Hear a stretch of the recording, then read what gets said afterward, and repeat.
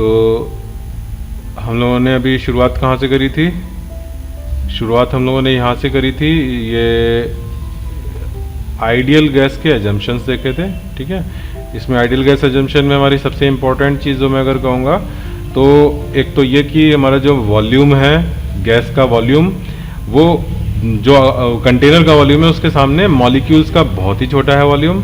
ठीक है, और दूसरा मैं ये जो हमारा सेकंड लास्ट पॉइंट नहीं कहा था, ये वाला 10th point, no attractive no repulsive force, तो वहाँ पर पोटेंशियल एनर्जी जीरो होती है, यानी इंटरनल एनर्जी में वैसे तो हम लोग काइनेटिक और पोटेंशियल दोनों को ऐड करते हैं, बट आइडियल गैस में पोटेंशियल एनर्जी का कंट्रीब्यूशन जीरो होता है, all of them is kinetic. ठीक है, फिर उसके बाद हमने क्या किया था नेक्स्ट, और अच्छा हाँ, एक और इम्पॉर्टेंट कहूँगा मैं जंक्शन कि जो कोलिजन्स होते हैं वो इलास्टिक होते हैं, यानी कि कहीं पर भी लॉस नहीं होता है एनर्जी का। फिर हमने ideal gas law PV equal to NRT किया, आर की वैल्यूज़ देखी विद डिफरेंट यूनिट्स देखी, पीवी इक्वल टू एनआर, फिर उसको हमने नंबर ऑफ मोल्स को मास अपॉन मोलर मास रखा, और फिर हमने इसको डेंसिटी के टर्म्स में हम लेके आए, वी को नीचे लाए, तो मास अपॉन वॉल्यूम डेंसिटी हो गई, मोलर मास इधर चला गया, तो P M equal to rho R T. यहाँ मैंने क्या खास बात बताई कि जब तुम आर को 8.31 एसआई यूनिट में लिख रहे हो, यानी सब कुछ केजी और वो सब में चल रहा है, तो हमें मोलर मास ग्राम पर मोल के बजाय केजी पर मोल में रखना है, तो 10⁻³ मल्टीप्लाई करोगे। नाइट्रोजन के लिए एग्जाम्पल दिया। ठीक है, नेक्स्ट फिर हमने Boyle's law, Charles law and Gay Lussac law देखे हैं। ठीक है, इनके क्या ग्राफ भी बना सकते हो। अगर मैं तुम्हें बोलूँ कि P वर्सेस V का ग्राफ बनाओ, कैसा बनेगा? P वर्सेस V का graph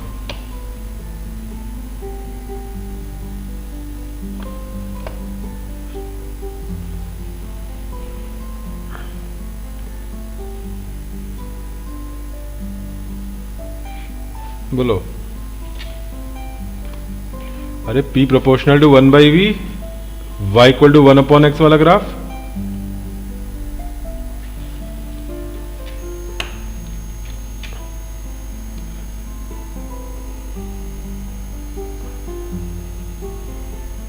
P V Charles law, V versus T कैसा बनेगा? चार्ल्स लॉ का बताओ जरा। स्ट्रेट।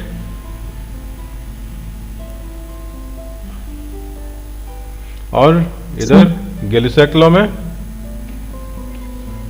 भी स्ट्रेट प्रोपोर्शनल है, तो अभी मैं एक्सिस पे लिख रहा हूँ, पी एंड टी होगा एक्सिस पर, तो this is pressure, this is temperature. ठीक है, पीटी ग्राफ। ठीक है, गैलिसॉक हो गया। अच्छा, गैलिसॉक के बाद एक जरा मैं और करवा देता हूँ, ये एवोगाड्रोस लॉ भी अच्छा है, एवोगाड्रो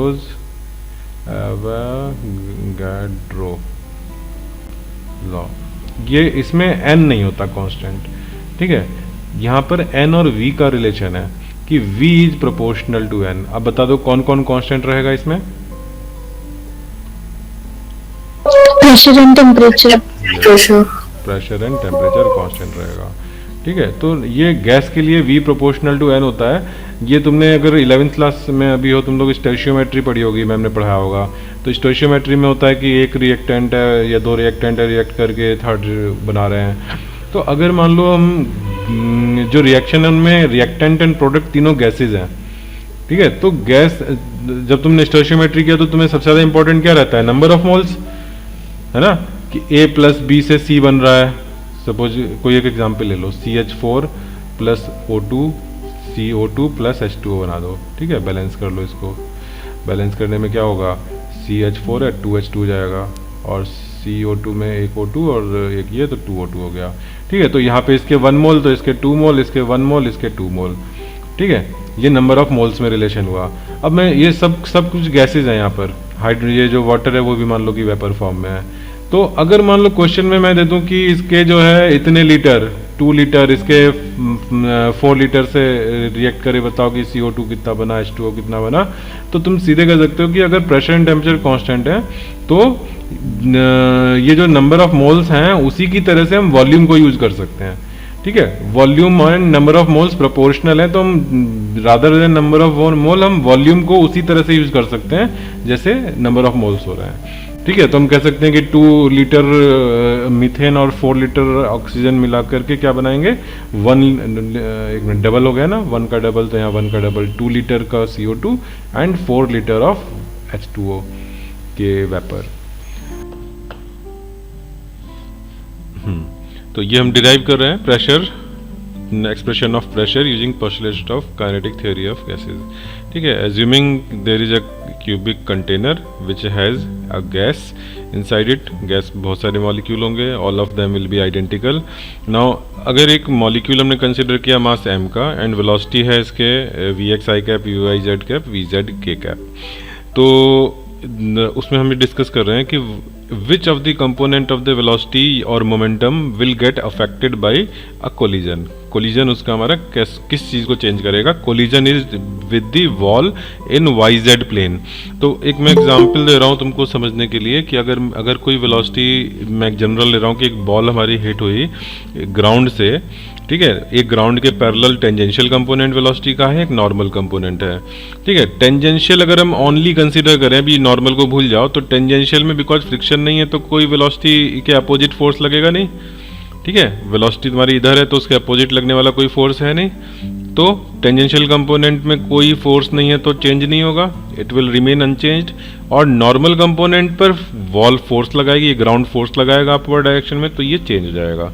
तो किसी भी कोलिजन में विद अ फ्रिक्शनलेस सरफेस कौन सा चेंज होता है component, only perpendicular component change होता है। तो YZ प्लेन के लिए परपेंडिकुलर कंपोनेंट कौन है, X। ठीक है, तो अभी हम ये YZ प्लेन से देख रहे हैं कि अगर उससे हम कोलाइड करेंगे तो जो चेंज इन मोमेंटम होगा for which molecule, only one molecule. ठीक है, delta P for this molecule, delta P will be 2mvx। ठीक है, ये मैं लास्ट क्लास में बता चुका हूँ कि mvx हमारा, अगर मान लो ये वॉल है और इधर से mvx आ रहा था, फिर लौट करके इधर mvx हो गया, तो जो चेंज आएगा वो इसका डबल हो जाता है। ठीक है, प्लस माइनस साइन अलग बात है, वो तुम डिपेंड करेगा किधर प्लस ले रहे हो किधर माइनस ले रहे हो, बट इसका मैग्नीट्यूड जो होगा, मैं मैग्नीट्यूड लगा देता हूँ, मैग्नीट्यूड विल बी 2mvx। ठीक है, तुम लोगों को मेरी आवाज़ आ रही है, कोई ब्रेक लैग वगैरह तो नहीं हो रहा? No sir. Okay, no sir. ठीक है, तो नाउ दिस डेल्टा P आ गया हमारा वन मॉलिक्यूल का। अब ऐसे कितने मॉलिक्यूल हैं जो कि मैं मान लो कि मैं इस राइट वाले वॉल की बात कर रहा हूँ, इस राइट वाले वॉल को कितने मॉलिक्यूल हैं जो कि हिट करेंगे in a given time delta T। ठीक है, मान लो एक डेल्टा T मैंने मान लिया कोई टाइम, कुछ 1 सेकेंड, हाफ सेकेंड, कुछ भी मान लिया, और एक मैं मॉलिक्यूल ले रहा हूँ जो कि ऐसे, ये मॉलिक्यूल मैंने एक मॉलिक्यूल रखा और मॉलिक्यूल से पास होता हुआ एक प्लेन जो कि इस वॉल के पैरेलल है। ठीक है, मैं वैसा ले रहा हूँ। अच्छा, मान लो कि ये जो वॉल, जो मैंने प्लेन बना रहा हूँ मैं डॉटेड लाइन से, उस प्लेन पर ये मॉलिक्यूल है। ठीक है, अभी मैंने मॉलिक्यूल थोड़ा सा शिफ्ट किया, अभी ये लैग कर रहा है, अब आ गया। ठीक है, ये मैंने बीच में जो बनाया डॉट, वो हमारा उस वॉल नहीं है, वो एक इमेजिनरी प्लेन है। ठीक है, उस इमेजिनरी प्लेन पर अभी ये मॉलिक्यूल है जो कि Vx स्पीड से जा रहा है और डेल्टा T टाइम में ये जाके वॉल से हिट करेगा। पहले से मैंने टाइम ले रखा है डेल्टा T टाइम। ठीक है, तो डेल्टा T टाइम में ये अगर Vx से जाकर के हिट कर रहा है, यानी कि इसकी डिस्टेंस कितनी रही होगी वॉल से, Vx इंटू डेल्टा T। समझ में आई बात कि ये जो डिस्टेंस रही होगी ये Vx इंटू डेल्टा T रही होगी, तभी उसको डेल्टा T टाइम लगा वॉल को हिट करने में। ठीक है, इतना समझ में आ गया। अब यहाँ पे जितने मॉलिक्यूल रहे होंगे इस वॉल्यूम, जो इन दोनों वॉल्स सरफेसेस जो हैं वर्टिकल सरफेसेस, एक डॉट वाली और जो मैंने राइट साइड में वॉल जिसको मैंने लाइन बना के इंडिकेट किया है, उनके बीच में जो वॉल्यूम आएगा, ये वाला थिकनेस के बीच में जो वॉल्यूम आएगा, उस वॉल्यूम में जितने मॉलिक्यूल होंगे उनमें हाफ राइट जा रहे होंगे, हाफ लेफ्ट जा रहे होंगे, क्योंकि मैं रैंडम डिस्ट्रीब्यूशन मान रहा हूँ कि जो भी मॉलिक्यूल है उनकी वेलोसिटीज में रैंडम डिस्ट्रीब्यूशन है। तो अभी हम वी वाई वी जेड को जरा देख नहीं रहे हैं, वी वाई वी जेड भी हैं वेलोसिटीज में, ठीक है। लेकिन हम अभी केवल एक्स कंपोनेंट की बात करें तो आधों में एक्स कंपोनेंट राइटवर्ड होगा, आधों में लेफ्टवर्ड होगा, ठीक है। क्योंकि सब कुछ रैंडम डिस्ट्रीब्यूटेड है तो हमें किसी एक चीज को ज्यादा मानने की जरूरत नहीं है, ठीक है। कोई लॉजिकल रीजन नहीं है कि आधे से ज्यादा राइट वर्ड जा रहे हो या आधे से ज्यादा लेफ्ट वर्ड जा रहे हो, क्योंकि उससे डिसबैलेंस हो जाएगा, सिमेट्री नहीं रहेगी, ठीक है। परफेक्टली रैंडम वर्ड में जहाँ पर बहुत ज़्यादा नंबर ऑफ मॉलिक्यूल्स हैं तो वहाँ हम ये चीज़ एज्यूम कर सकते हैं कि हाफ राइट वर्ड जा रहे होंगे, ठीक है। अगर तुम आर्ग्यू कर सकते हो कि अगर हम एग्जैक्टली एक एक को काउंट करें तो ज़रूरी नहीं है कि एग्जैक्ट आधा है, ठीक है, तो थोड़ी सी एरर आएगी। लेकिन वो थोड़ी सी एरर अगर तुम देखो कि कितने ज़्यादा मॉलिक्यूल्स हैं उनके रेशियो में कितने जो मॉलिक्यूल होंगे वो एक तरफ ज़्यादा हो जाएंगे, तो वो बहुत नेग्लिजिबल होगा नंबर, ठीक है। तो हम मैक्रो लेवल के बिहेवियर को जानने के लिए ये एजम्पशन ले सकते हैं कि half of the molecule are moving towards right, half are moving towards left, ठीक है। अब ये इतने वॉल्यूम में कितना वॉल्यूम है ये V X into delta T, तो थिकनेस हो गई, ठीक है। और एरिया कितना हो गया, तो एरिया जितना क्यूब की किसी वॉल का है एल स्क्वायर उतना एरिया हो गया, ठीक है। तो वॉल्यूम कितना हो गया ये L square into V X delta T हो गया। क्या मैं यहाँ पर पॉइंट करके दिखाऊं कौन सा वॉल्यूम, ये वाला वॉल्यूम की मैं बात कर रहा हूं, समझ में आ रहा है। इस तरह से एक ये ब्रिक जैसी बन जाएगी। इस ब्रिक का वॉल्यूम कितना होगा, तो लेंथ हमारी वी एक्स डेल्टा टी है और ये जो एरिया है ये एरिया एल स्क्वायर है, इनको मल्टीप्लाई कर दोगे ये वॉल्यूम आ जाएगा। हम इस वॉल्यूम की बात क्यों कर रहे हैं, क्योंकि मुझे नंबर ऑफ मॉलिक्यूल चाहिए कि डेल्टा टी टाइम में कितने मॉलिक्यूल इस वॉल को हिट करके प्रेशर एक्सर्ट करेंगे, ठीक है। तो मेरा आर्ग्यूमेंट ये है कि यहाँ जितने मॉलिक्यूल होंगे उनके आधे मॉलिक्यूल राइट में जा रहे होंगे, आधे लेफ्ट में जा रहे होंगे, और जब मैं इस वॉल पे लास्ट जो मैंने ब्लू कलर का बनाया है V X delta T distance पर जो सरफेस बनाया है, उस सरफेस पर अगर कोई मॉलिक्यूल लाई कर रहा है तो वो डेल्टा टी टाइम के बाद जाके वॉल को हिट कर रहा है, ठीक है। तो इसका मतलब है कि उससे राइटवर्ड जितने मॉलिक्यूल होंगे हमारे इस वॉल्यूम में और जो राइटवर्ड मूव कर रहे होंगे वो सारे के सारे इस वॉल को उससे पहले हिट कर लेंगे during this interval of delta T. क्या ये बात समझ में आई या फिर से मैं डायग्राम बना के समझाऊं? जल्दी से बोलो, किसी को नहीं समझ में आया तो। हमने अभी भी बोला वो बात हाँ, नहीं समझ में आया, ओके ठीक है। मैं अभी 3D डायग्राम के बजाय मैं 2D डायग्राम बना रहा हूँ। इसमें तुमको मैं फ्रंट फेस दिखा रहा हूँ, ठीक है। और जिस वॉल को हिट करने की बात हो रही है वो इधर है, ठीक है, वो ये वाली वॉल है जिस वॉल को हिट करने की हम बात कर रहे हैं, ठीक है। उस वॉल को हिट करने के लिए एक मॉलिक्यूल यहाँ पर है, मैं फ्रंट से देख रहा हूँ, अभी तुम 3D फिगर भूल जाओ इसमें, ठीक है, 3D फिगर भूल जाओ। अब ये जो मॉलिक्यूल है ये डेल्टा टी टाइम में जाकर के वॉल को हिट कर रहा है, तो V X into delta T is the distance covered by this molecule, ठीक है। अब अगर कोई एक मॉलिक्यूल यहाँ ले लें, ठीक है, यहाँ ले ले, यानी कि इससे पास होने वाले वर्टिकल प्लेन के राइट में कोई मॉलिक्यूल ले लो, ठीक है, यहाँ ले लो, यहाँ ले लो, यहाँ ले लो, और इनमें वी एक्स अगर वेलोसिटी है राइटवर्ड, ठीक है, तो अच्छा वी एक्स जो मैं ले रहा हूँ ये अगर मेरा ये एवरेज हो, कि समझ लो कि सब लोग एवरेज से चल रहे हैं यूनिफॉर्मली, ठीक है। वैसे तो रैंडम डिस्ट्रीब्यूशन होता है, किसी की कम होगी किसी की ज़्यादा होगी, तो अभी हम एज्यूम कर रहे हैं कि सारे मॉलिक्यूल बहुत ही ऑर्गेनाइज वे में एक ही सेम वी एक्स वेलोसिटी से चल रहे हैं, ठीक है। तो अगर ये येलो वाला जो मैंने बनाया है इसको ये वी एक्स से जाता है और डेल्टा टी टाइम में जाके वॉल को हिट करता है, तो ये वाले मॉलिक्यूल को जो मैंने ब्लू से लिखा है उसको टाइम तो कम लगेगा ना डेल्टा टी, यानी वो पहले हिट कर चुका होगा वॉल को, ओके। ये वी एक्स वाला मॉलिक्यूल सबसे ज्यादा लास्ट में पहुंचेगा अगर मैं केवल डेल्टा टी इंटरवल की बात कर रहा हूं। डेल्टा अगर इसके पीछे लेता मॉलिक्यूल वो डेल्टा टी के बाद में पहुंचेगा, तो हमें केवल डेल्टा टी इंटरवल में देखना है। जितने में ये वी एक्स वाला पहुंचा तो उतने इंटरवल में इसके राइट में जितने मॉलिक्यूल हैं वो सब पहुंच चुके होंगे ऑलरेडी, ठीक है। ये सबसे लेट होगा, ठीक है। लेकिन हाँ, इसके बाद में अगर पीछे वाले मॉलिक्यूल को देखोगे, यहाँ पे पीछे कोई मॉलिक्यूल है वो कितने टाइम में पहुंचेगा, वो डेल्टा टी के बाद पहुंचेगा, बट हम उस टाइम में अभी इंटरेस्टेड नहीं है, हम केवल इस डेल्टा टी की बात कर रहे हैं, ठीक है। तो उस डेल्टा टी टाइम में कितने मॉलिक्यूल्स राइट में जाके हिट करे। तो उसके लिए मैं ये कह रहा हूँ कि हमारा ये जो वॉल्यूम है, ठीक है, दिस वॉल्यूम, ठीक है, ये वाला जो वॉल्यूम है, इस वॉल्यूम को पहले तो पता कर लो कितना है।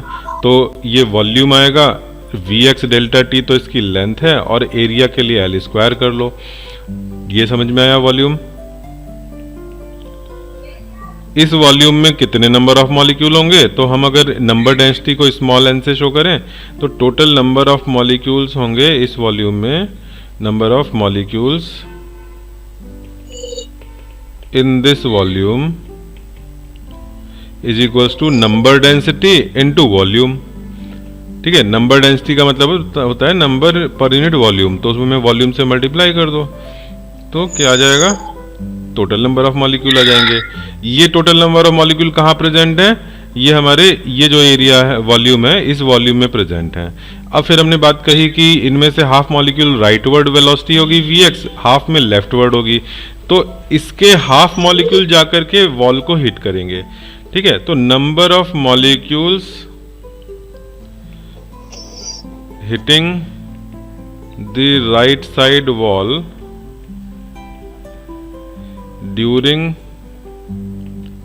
this time delta t। किसका अनम्यूट है, थोड़ा सा डिस्टरबेंस आ रहा है, फाइज अपने को म्यूट कर लो।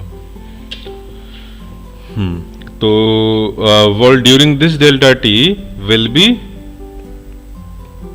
Half of this N.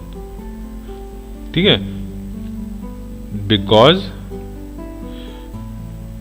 due to random motion half will move towards right and half towards left। बताओ, अभी समझ में आया? इसका अब हम हाफ कर देंगे, कैपिटल एन जो ऊपर लिखा है उसका हाफ कर देंगे। उतने मॉलिक्यूल्स डेल्टा टी टाइम में वॉल को हिट कर रहे हैं।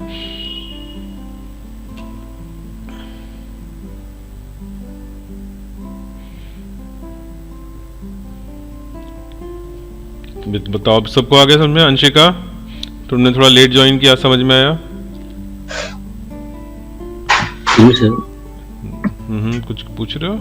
जब हमने मेन पॉइंट लिया था जिसमें हमने Vx की स्पीड बताई थी सर, उसके अलावा कौन से ऐसे मॉलिक्यूल्स होंगे जो डेल्टा टी टाइम में ही जाके बॉल को हिट करेंगे? हाँ, डेल्टा टी टाइम के अंदर अंदर, मैं ये नहीं कह रहा exact delta T time. Exact delta T time तो केवल जो मैंने पिंक कलर की जो डॉटेड लाइन बनाई है उसी पर ही होंगे मॉलिक्यूल, बट हम कह रहे हैं कि इस डेल्टा टी ड्यूरेशन के बीच में कितने मॉलिक्यूल हिट करेंगे, 0 से लेकर के डेल्टा टी टाइम तक।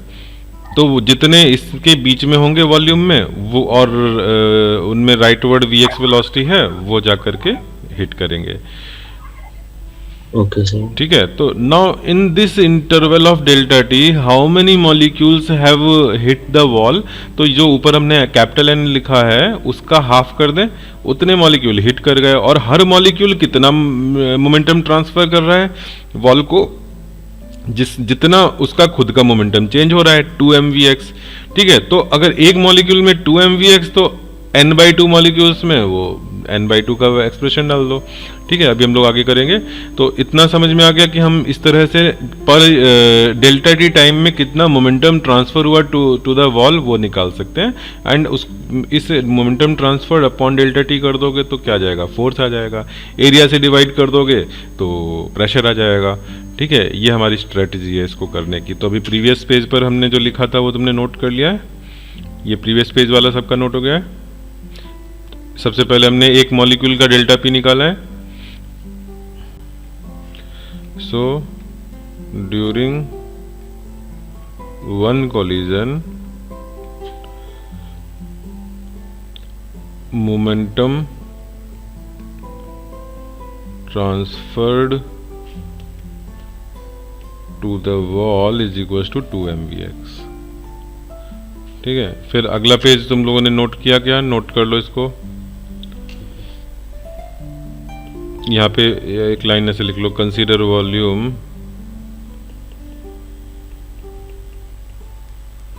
This Vx delta T L square.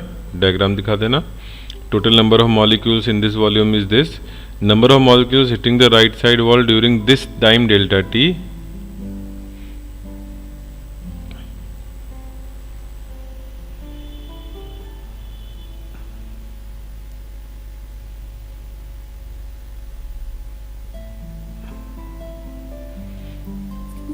बोलो। सर जो हमने वॉल्यूम लिया उसके सिर्फ हाफ ही मॉलिक्यूल्स क्यों हिट करेंगे? हाँ देखो, यहाँ पे ऐसा तो हो नहीं रहा कि सारी भीड़ राइट वर्ड ही जा रही है, वहाँ कोई सेल लगी हुई है, ऐसा तो नहीं है ना। सब रैंडम मूव कर रहे हैं, तो आधे लोग राइट जा रहे होंगे, आधे लेफ्ट जा रहे होंगे। लेकिन इसमें अगर तुम्हारे माइंड में ये डाउट है कि वेलोसिटी तो ऐसे ऐसे रैंडम होती है, मैं केवल लेफ्ट और राइट ही क्यों बोल रहा हूँ, तो उसका मेरा आंसर है कि अभी हम केवल एक्स डायरेक्शन के ही कंपोनेंट को देख रहे हैं, अभी हम वी वाई और वी जेड को नहीं देख रहे हैं। वी वाई और वी जेड कब पिक्चर में आएंगे, जब हम टॉप सीलिंग एंड ग्राउंड को देख रहे होंगे, कितना मोमेंटम ट्रांसफर हुआ, या हमारे फ्रंट और बैकवर्ड साइड में जो वॉल है उस पर देखेंगे। अभी हम लेफ्ट एंड राइट वाली वॉल की बात कर रहे हैं, तो राइट वाले वॉल के लिए हमें वी एक्स का को ही देखना है।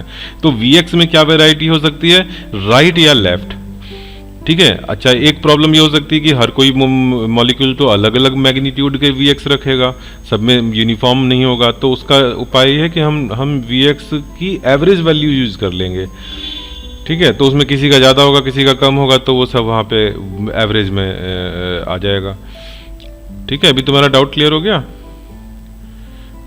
कि हम Yes, sir. हाँ आधा क्यों ले रहे हैं, तो आधा इसलिए ले रहे हैं कि V X positive and V X negative में रैंडम डिस्ट्रीब्यूशन है, तो मोस्ट प्रोबेबली आधा आधा ही होगा, ठीक है। हालांकि मैं ये नहीं कह रहा कि बिल्कुल काउंटिंग करके तुम आधा आधा कर सकते हो, दो चार तो इधर उधर मतलब हो सकते हैं, लेकिन वो जो एरर होगी वो बहुत ज़्यादा नहीं होगी, ठीक है। हम अगर ये देखें कि एक जो कंटेनर का स्पेस है उसमें जो नंबर ऑफ मॉलिक्यूल्स होंगे वो कितने ज़्यादा हैं, वो 10⁻23 के ऑर्डर के हैं, ठीक है। और मैं जब शुरू में क्लासेज लेता हूँ तो थोड़ा सा हम लोग टाइम स्पेंड करते हैं 10⁻23 को फील करने के लिए। किसी को याद है हमने शुरू की क्लास में कभी ऐसा किया हो कि मैंने तुम लोगों को काउंट करवाया होगा कि अगर 10⁻23 नोट्स हैं तुम्हारे पास, ठीक है, नोट जो करेंसी नोट होते हैं, और अगर तुम्हारे पास ऐसी मशीन है जो 1 सेकंड में 100 नोट काउंट कर देती हो, तो हमें कितना टाइम लगेगा 10⁻23 नोट काउंट करने में, ठीक है। तो हम लोगों ने निकाला था कुछ इतने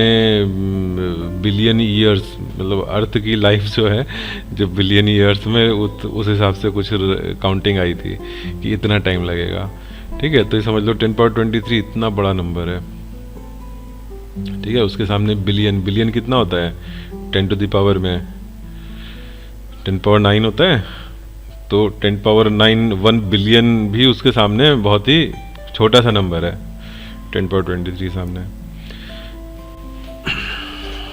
चलो आगे बढ़े।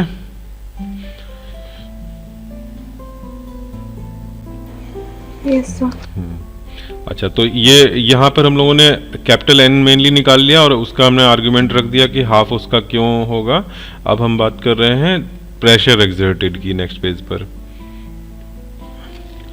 So pressure exerted on the right side wall,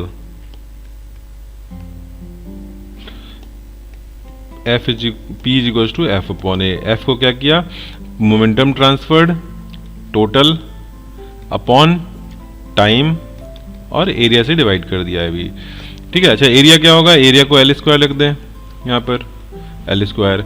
अब डेल्टा P टोटल क्या होगा, डेल्टा P टोटल होगा N/2 into delta P for 1 molecule,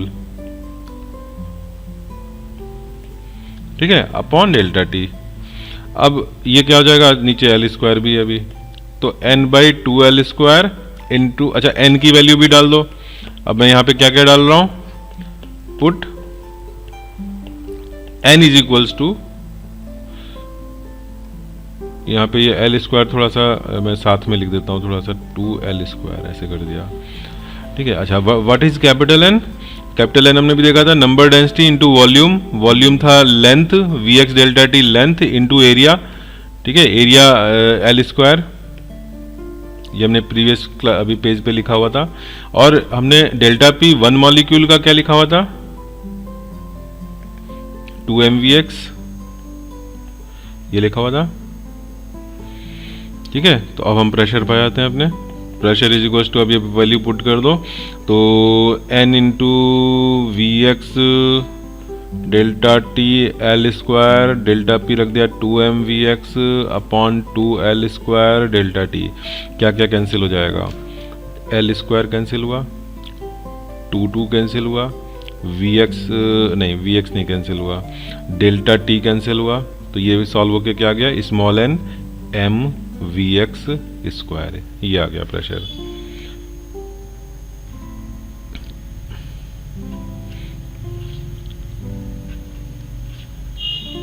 Here n is number density of gas molecules,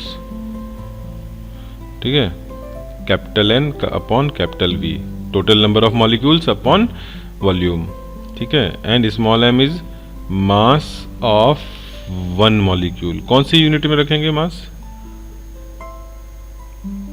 अगर तुम सब कुछ SI में रख रहे हो तो ये कौन सी यूनिट में आएगा, AMU में आएगा। मास ऑफ वन मॉलिक्यूल किस यूनिट में आएगा अगर सब कुछ SI में चल रहा है तो,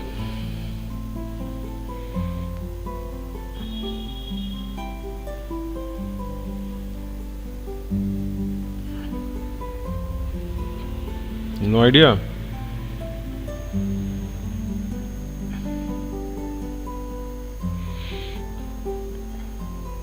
SI यूनिट में मास की यूनिट क्या होती है,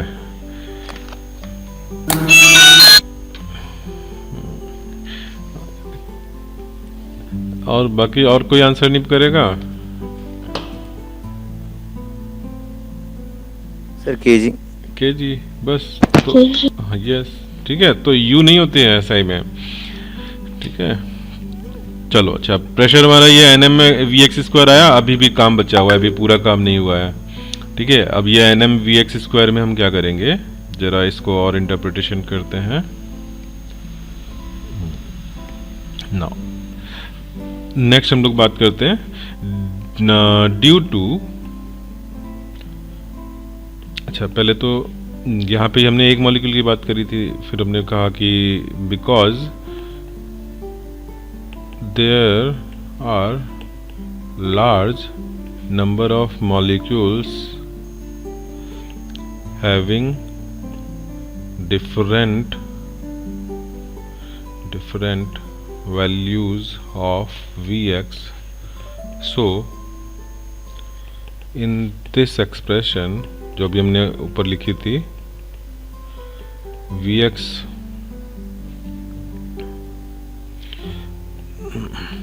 average of Vx square should be used, ठीक है। जब हम बहुत सारे मॉलिक्यूल की बात कर रहे हैं तो हमें एवरेज वैल्यू लेनी चाहिए, क्योंकि सबकी तो अलग अलग है, ठीक है। एंड मोरओवर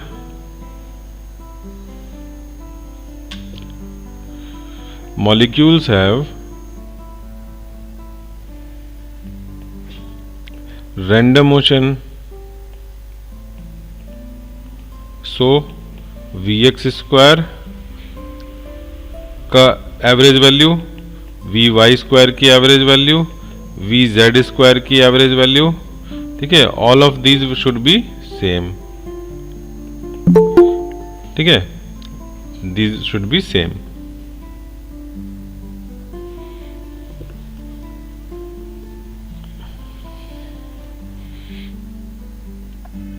तो ये जब सेम होनी चाहिए तो फिर हमने लास्ट क्लास में देखा था, this implies v square mean is equals to Vx square plus Vy square plus Vz square mean is equals to thrice of Vx square mean, यानी कि Vx स्क्वायर का मीन हम क्या कर सकते हैं, v स्क्वायर के मीन का 1/3 रख सकते हैं। अरे v2 लिख दिया मैंने, इसको v स्क्वायर है ये, v स्क्वायर के मीन का 1/3, ठीक है। एंड ये क्या होगा, ये VRMS का स्क्वायर होगा अपॉन 3। अब ये भी मैं VRMS समझाऊंगा अभी, VRMS क्या होता है। Note on root mean square velocity.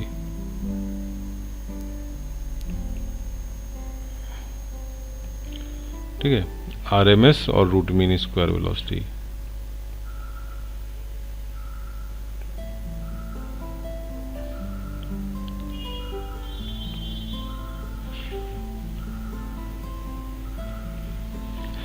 RMS, सोचो हमने सबसे पहले आर का मतलब क्या लिखा, रूट, तो रूट लगा दिया।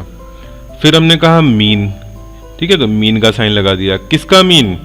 स्क्वायर ऑफ वेलोसिटी का। ठीक है, वेलोसिटी का स्क्वायर कर दिया, उसका मीन कर दिया, उसका रूट लगा दिया। ठीक है, what is this? This is V R M S. यानी कि वी स्क्वायर का मीन चाहिए तो हम उसको V R M S square लिख सकते हैं। तो मैंने वही किया यहाँ पर, अभी प्रीवियस स्टेप में जो पिंक कलर से लिखा हुआ है वी स्क्वायर का मीन लिखना था, तो मैंने वी आर एम एस का स्क्वायर लिख दिया।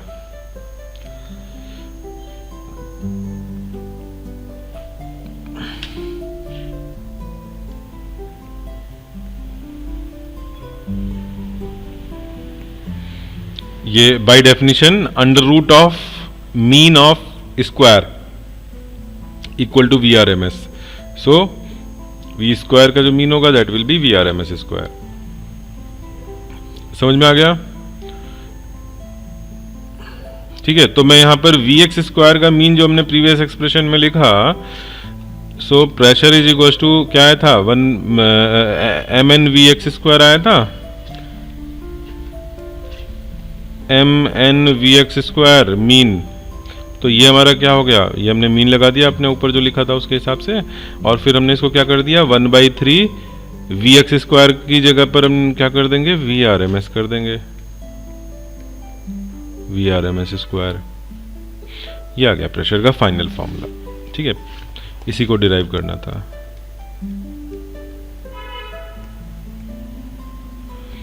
अच्छा, यहाँ पर m और n को जरा फिर से हम ध्यान देंगे, पहले नोट कर लो फिर इस पर डिस्कस करेंगे कि m और mn का प्रोडक्ट क्या बताता है।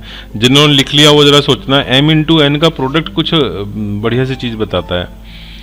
m है एक मॉलिक्यूल का मास है और n है number of molecules per unit volume.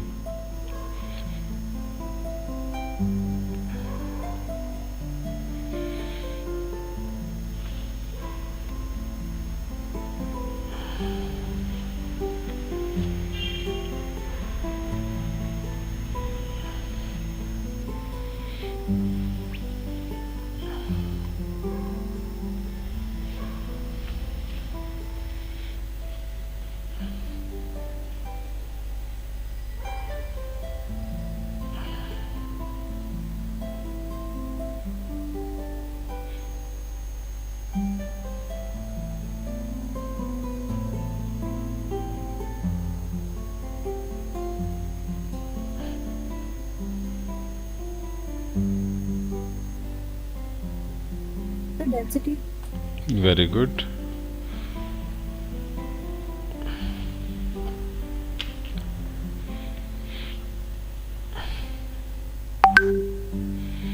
तो m into n is mass of one molecule. यहाँ पे लिखने में जगह नहीं बचेगी, या मैं डेंसिटी से शुरू करता हूँ। Note density rho is equals to mass upon volume is equals to number of molecules upon volume into mass of one molecule.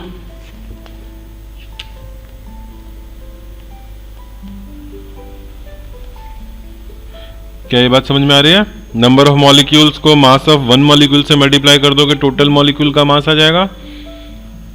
ठीक है, तो अब number upon volume into small m, ये क्या हो गया, स्मॉल n इंटू m हो गया। तो मैं यहां पर mn को रो रख करके प्रेशर का एक और फॉर्मूला लिख सकता हूं।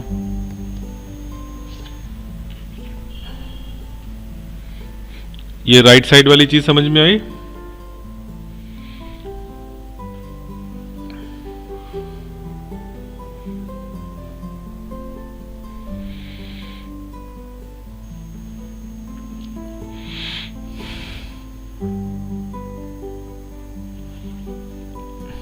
एक बार मैं नोट हो गया होगा ना क्लियर में।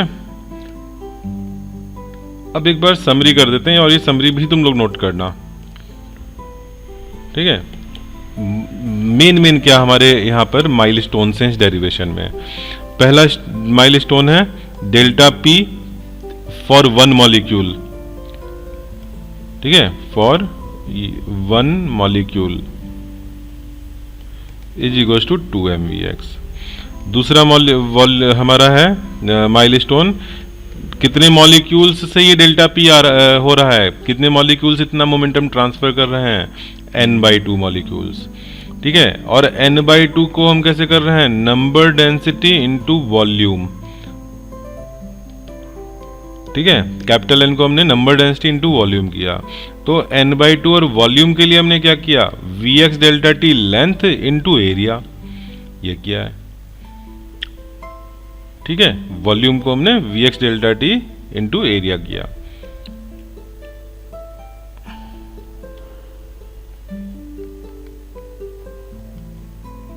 ये वाला वॉल्यूम,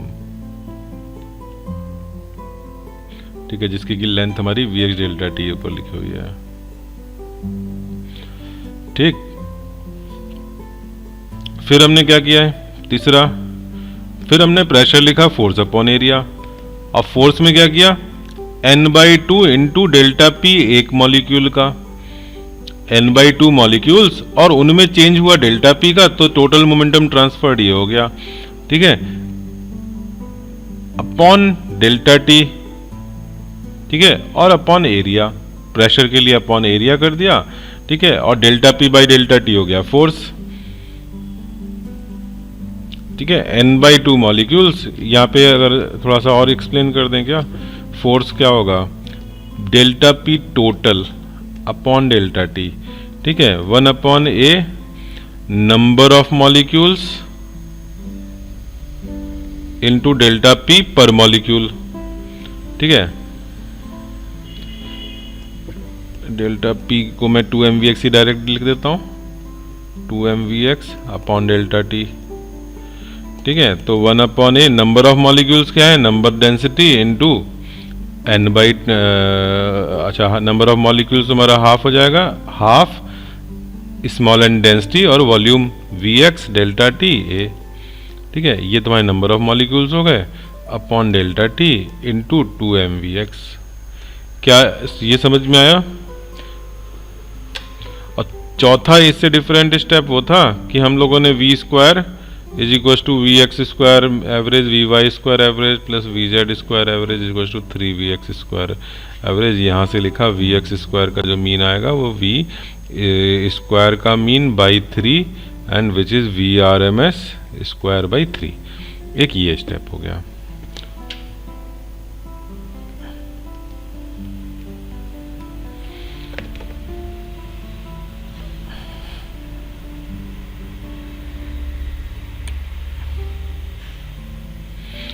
क्या तुम लोग इतना देख करके एग्जाम में कॉन्फिडेंटली जा पाओगे?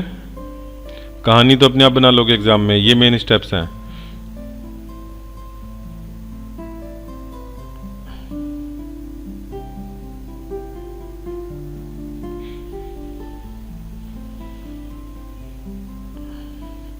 फोर्थ स्टेप को तुम फर्स्ट में भी ले सकते हो, ठीक है। पहले फोर्थ वाले को फर्स्ट में डिस्कस कर लो और उसके बाद फिर 1 2 3 कर दो, यानी कि नंबरिंग चेंज हो जाएगी। ऐसा भी कर सकते हो, ठीक है। बट एनसीईआरटी में इन्होंने इसको लास्ट में लिखा है, तो एनसीईआरटी के ऑर्डर में मैंने दिया है। चलो अब आगे बढ़े क्या? बोलो। सर VRMS की इंट्रोड्यूस करने की क्या जरूरत थी? ये बहुत ही इम्पोर्टेंट वेलोसिटी है, जो कि केवल वेलोसिटी ही नहीं, ये हमारे और भी बहुत जगह पर आता है टर्म, ठीक है। तो ये जब स्क्वायर्स के एवरेज की जब भी बात आएगी तो हम वहाँ पर VRMS की बात करते हैं। अगर हम स्क्वायर का एवरेज करके स्क्वायर का एवरेज करोगे तो वो किस यूनिट में आएगा? वो मीटर पर सेकंड का होल स्क्वायर के टर्म में आएगा, है ना। V² का मीन लोगे, अगर तुमने कई लोगों की वेलोसिटीज को ऐड की स्क्वायर को ऐड करके अपॉन n कर दिया, तो तुम्हें क्या मिलेगा? जो मिलेगा वो स्पीड की यूनिट का स्क्वायर होगा। तो वो हमें उसको स्पीड की यूनिट में लाने के लिए क्या करना होता है? अंडर रूट करना होता है। तो हमें स्क्वायर्स का मीन करके अगर हम एक यूजफुल क्वांटिटी बनाना चाहते हैं तो वो VRMS होती है। ठीक है, तो जब भी स्क्वायर्स का मीन होगा तो हम VRMS या RMS वैल्यू डिफाइन करते हैं। ठीक है, अब ये कहाँ पे करी जाती है? तो ये ऐसी जगहों पे करी जाती है जहाँ पे जो v है, वेलोसिटी है, वो पॉजिटिव और निगेटिव दोनों होगी। अगर हम खाली vx का अगर मीन निकाल रहे होते, ओनली vx का, स्क्वायर नहीं करते, तो वो जीरो हो जाता। ठीक है, आधे राइट वर्ड जा रहे हैं, आधे लेफ्ट वर्ड जा रहे हैं, सारी पॉसिबल वेलोसिटी डिस्ट्रीब्यूशन है, तो मीन निकालोगे vx का तो जीरो आएगा। तो उसको पॉजिटिव बनाने के लिए दो तरीके हैं, या तो उनको मॉड लेकर के एवरेज करो या स्क्वायर लेके। बताओ, ये बात तुम्हें कहीं रिपीटेड लग रही है कि पहले भी कहीं सुनी सुनी सी बात है कि पॉजिटिव बनाने के लिए मॉड ले लो या स्क्वायर कर लो? ऐसा हमने कहाँ डिस्कस किया था पहले? फिर उसके बाद मीन लेते हैं।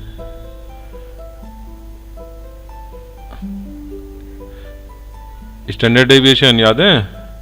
2 चैप्टर हम लोगों ने फर्स्ट जो पढ़ा था स्टैटिस्टिक्स में, पहला क्या था? Mean deviation from mean deviation from median. वहाँ हम पॉजिटिव बनाने के लिए क्या करते थे? मॉड लेते थे।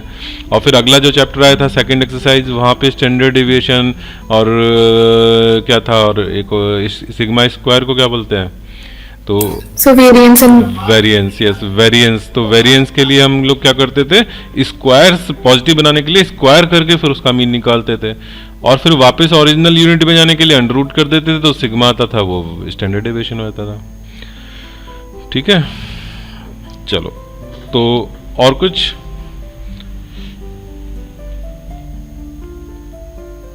चलो आगे बढ़े। इतना समझ में आ गया? डेरिवेशन अगर स्कूल के एग्जाम में तुम्हारे आ रहा है तो ये इंपॉर्टेंट डेरिवेशन है।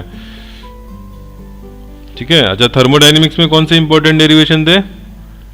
वर्क डन वाले, वर्क डन थर्मो आइसोथर्मल का, work done in adiabatic process. ठीक है, मेयर्स लॉ इंपॉर्टेंट डेरिवेशन था, CP - CV = R। ठीक है, अच्छा पहले हीट इंजन सिलेबस में हुआ करता था तो वो भी इंपॉर्टेंट होता था, बट अब हीट इंजन हट गया है। चलो आगे बढ़ते हैं। सिलेबस में तो होगा। हाँ, जेई में तो होगा, जेई में से कुछ नहीं कम हुआ है।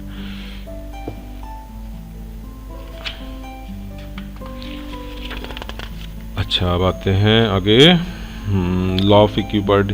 अच्छा, जो लोग अब जैसे मेरा सिलेबस ख़त्म हो जाएगा फेब, ये मतलब जनवरी में तो हो ही जाएगा पूरा, ये चैप्टर है, फिर वेव है, तो फरवरी में जब एग्ज़ाम चल रहे होंगे उस समय क्या जेई की क्लास वाले बच्चे क्लास ज्वाइन करने में इंटरेस्टेड होंगे या ब्रेक चाहिए होगा ड्यूरिंग योर एग्जाम्स?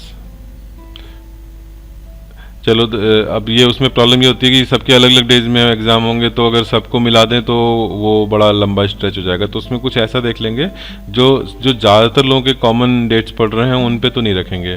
ठीक है, जहाँ एक आध किसी का पढ़ रहा है एग्ज़ाम तो वहाँ पर हम लोग क्लास रख लेंगे जेई की। ठीक है, अब जेई वालों से देखो ये एक्सपेक्टेड है कि वो लोग उनके का इस लेवल का प्रिपरेशन है कि स्कूल लेवल के एग्ज़ाम के लिए तो कोई चिंता ही नहीं करनी, वो तो तुम्हारा टिप्स पर होना चाहिए।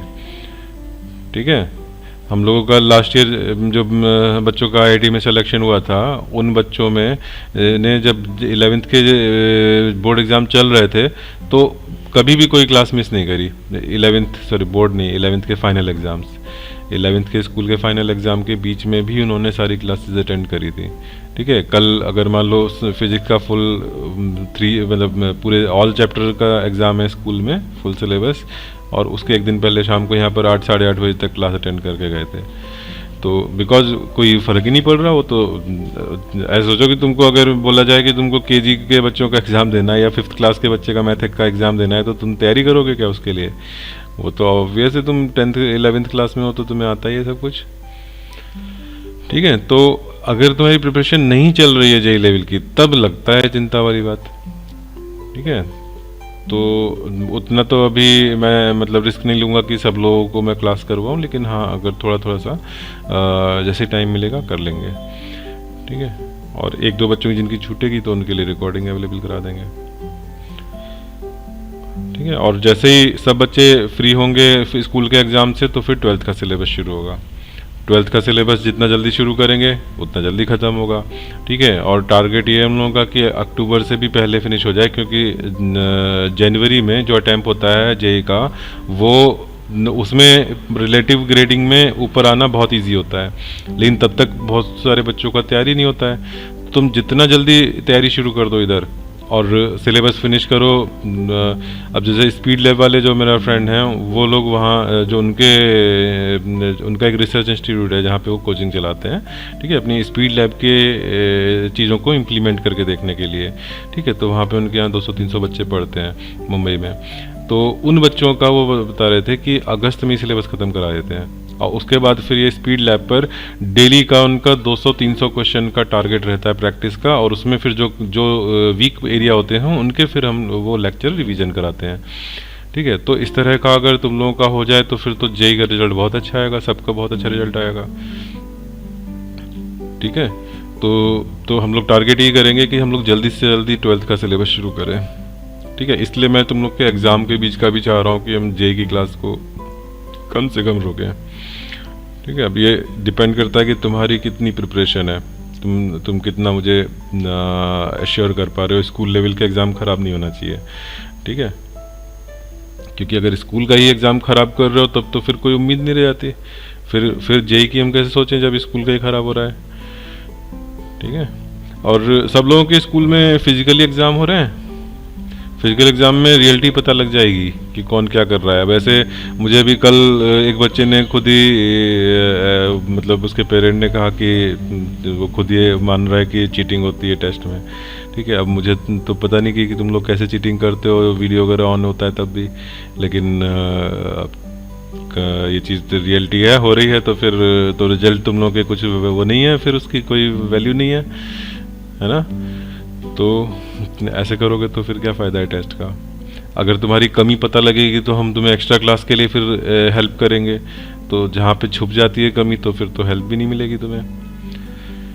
और सब लोग मुझे अपना जो भी वीक एरिया है ना अपना बता के रखो और एक्स्ट्रा क्लास उसकी डिमांड करो। अब जैसे आज 4-5 लोगों ने फ्लूइड मैकेनिक्स का बोला, ठीक है। इवन दो फ्लूइड मैकेनिक्स मैं पढ़ा चुका हूँ, उसकी रिकॉर्डिंग अवेलेबल है, फिरोज सर ने भी करा दिया है, ठीक है। फिरोज सर ने 2 बार में पहले कराया था, फिर अभी कुछ लोगों ने कहा, जो है उदित ने कहा था कि सर अभी ख़त्म नहीं हुआ है, तो फिर 2-3 क्लास और हो गई थी, लेकिन फिर सर के घर में कुछ प्रॉब्लम हो गई तो उनकी क्लास छुट्टी लग गई, ठीक है। तो फिर अब दोबारा से फिर अब तीसरी बार मैं लगा रहा हूँ, अब तुम लोगों को बिल्कुल शुरू से फिर से लगा रहा हूँ, ठीक है। तो तुम लोग जहाँ बोलोगे तो मैं ये नहीं कहूँगा कि ये तो 2 बार पढ़ा चुके, 4 बार पढ़ा चुके, जहाँ मुझे लगेगा कि ये तो बच्चों की रिक्वायरमेंट है तुरंत उसमें हेल्प करी जाएगी, ठीक है। अब कहीं पर अगर मान लो एक बच्चे की इंडिविजुअल है तो वो भी हम लोग लगाते हैं। मैं बार बार पूछता हूँ किसी को इंडिविजुअल क्लास चाहिए क्या, ठीक है। तो वो तुम लोग जहाँ पर भी हेल्प चाहिए हेल्प लो और पढ़ाई करो। सेल्फ स्टडी नहीं करोगे तो फिर ये सारी हमारी मेहनत बेकार है, ठीक है। फिर कोई स्पीड लैब, कोई टीचर की एक्स्ट्रा क्लास, कोई 1-to-1 क्लास, कोई फ़ायदा नहीं।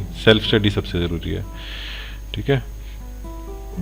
चलो, तो ये हम लोग का डेरिवेशन पूरा हो गया। इसमें अभी और कोई दिक्कत तो नहीं रह गई इस डेरिवेशन में? तो मैं थोड़ा सा और आगे बढ़ता हूँ। अभी ये हमारा प्रेशर का डेरिवेशन हुआ था, और सबसे इम्पोर्टेंट चीज़ है कि तुम लोग क्लास के नोट्स ज़रूर बनाओ। जो लोग नोट्स नहीं बना रहे ना, तो उनका तो मैं कहूँगा कि तुम अपनी फीस अब 12th में मत जमा कराओ, कोचिंग मत करो, ठीक है। स्कूल भी छोड़ दो अगर पैसे बचाने हैं, क्योंकि ये पैसे पूरा वेस्ट हो रहा है, टाइम भी वेस्ट हो रहा है, ठीक है। उससे अच्छा तो कितने लोग जो है अपना स्कूल छोड़ करके ऑनलाइन में कुछ बढ़िया कर लेते हैं अपने इंटरेस्ट की चीज़, और उसमें आगे निकल जाते हैं, ठीक है। तो अगर तुम क्लास कर रहे हो तो इतनी तो मेहनत कर सकते हो कि नोट्स बनाओ। बिना नोट्स बनाए तो कुछ भी फ़ायदा नहीं है, कुछ याद थोड़ी रहेगा तुम्हें जब तुम लिख ही नहीं रहे हो। तो notes is the most important thing. अगर और सेकंड इम्पॉर्टेंट है नोट्स को सेम डे में रिवाइज करना, क्योंकि रिवीजन नहीं करते हो तो फिर तुम्हें रिजल्ट नहीं याद रहते हैं। अच्छा, तुम लोगों ने मैंने कल जो रिपोर्ट भेजी है उसमें अपनी एक्यूरेसी देखो क्या चल रही है। जिन लोगों की 40%, 30% ऐसी एक्यूरेसी है तो उसमें तो कोई फ़ायदा नहीं है। तुम लोग उसमें टाइम और लगाओ। टाइम तुमने अगर कोई क्वेश्चन 30 सेकंड में किया, उसको 1 मिनट 2 मिनट लगा करके आंसर सही लाओ। एक्यूरेसी केवल नंबर ही नहीं, एक्यूरेसी भी इम्पोर्टेंट है, ठीक है। प्रेशर इज इक्वल्स टू हमारा आया था 1/3 mNv/RMS स्क्वायर, ठीक है, जिसको हमने 1/3 ρV/RMS स्क्वायर लिखा था। अच्छा, अब तुम लोग को याद है हम लोग ने PV = nRT में रो भी देखा था।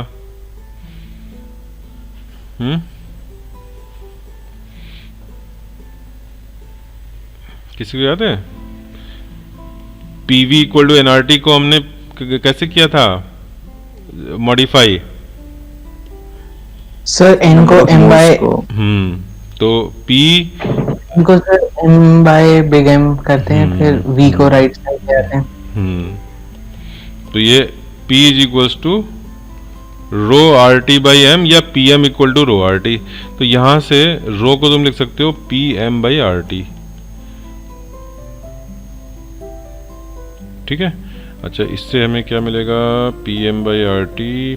पी तो दोनों साइड में हो गया, कैंसिल हो गया, तो 1/3 M V R M S square R T. ठीक है, कुछ रिजल्ट तो आ रहा है बट अभी वो मुझे नहीं चाहिए। अभी रुको, अभी मैं इसको दूसरी तरह से बताता हूँ। ये हमारा जो एम एन आया, इसको मैं क्या कर रहा हूँ कि एन जो है, एन को मैं total number of molecules upon volume of the container. ठीक है, total number of molecules in the container upon volume of container. ठीक है, तो 1/3 एम हो गया एक मॉलिक्यूल का मास, एन हो गया number of molecules upon volume into V R M S square. Capital V left side में ले जाओ, P V equal to 1/3 M into V R M S square और इंटू एन, एन यहां ले गए। ठीक है। अच्छा, अब यहां पे राइट साइड में मैं क्या कर रहा हूं कि 2 से मल्टीप्लाई कर रहा हूं और 2 से डिवाइड कर रहा हूं। ये क्या हुआ? अभी इसकी हेडिंग बताऊंगा, मैं पहले एक्सप्लेन कर दूं फिर मैं हेडिंग लिखूंगा ऊपर। Half M V R M S square, what is this? V R M S हमारी एवरेज वेलोसिटी है। ठीक है, स्क्वायर्स का मीन है। तो ये क्या बता रहा है? हाफ एम वी स्क्वायर क्या होता है? M mass of one molecule है, तो हाफ एम वी स्क्वायर क्या होगा? Sir kinetic energy. Yes, average kinetic energy of the molecule. ठीक है, जो गैस के मॉलिक्यूल हैं उनकी एवरेज काइनेटिक एनर्जी। ठीक है, here 1/2 M V R M S square is average kinetic energy per molecule.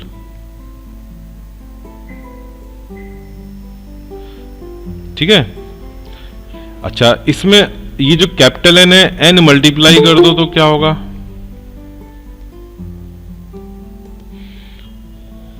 Capital N multiply कर दिया तो क्या हुआ? कैपिटल एन है पूरे कंटेनर में नंबर ऑफ मॉलिक्यूल्स और half M V R M S square है एक मॉलिक्यूल की एनर्जी। तो ये किसकी एनर्जी आ गई? Kinetic energy of all molecules in the container. ठीक है, kinetic energy of all molecules in the container. इसको हमने ये देखा था कि हमारी अगर ये आइडियल गैस है तो काइनेटिक एनर्जी ही इंटरनल एनर्जी है, तो इसको हम इंटरनल एनर्जी बोलते हैं।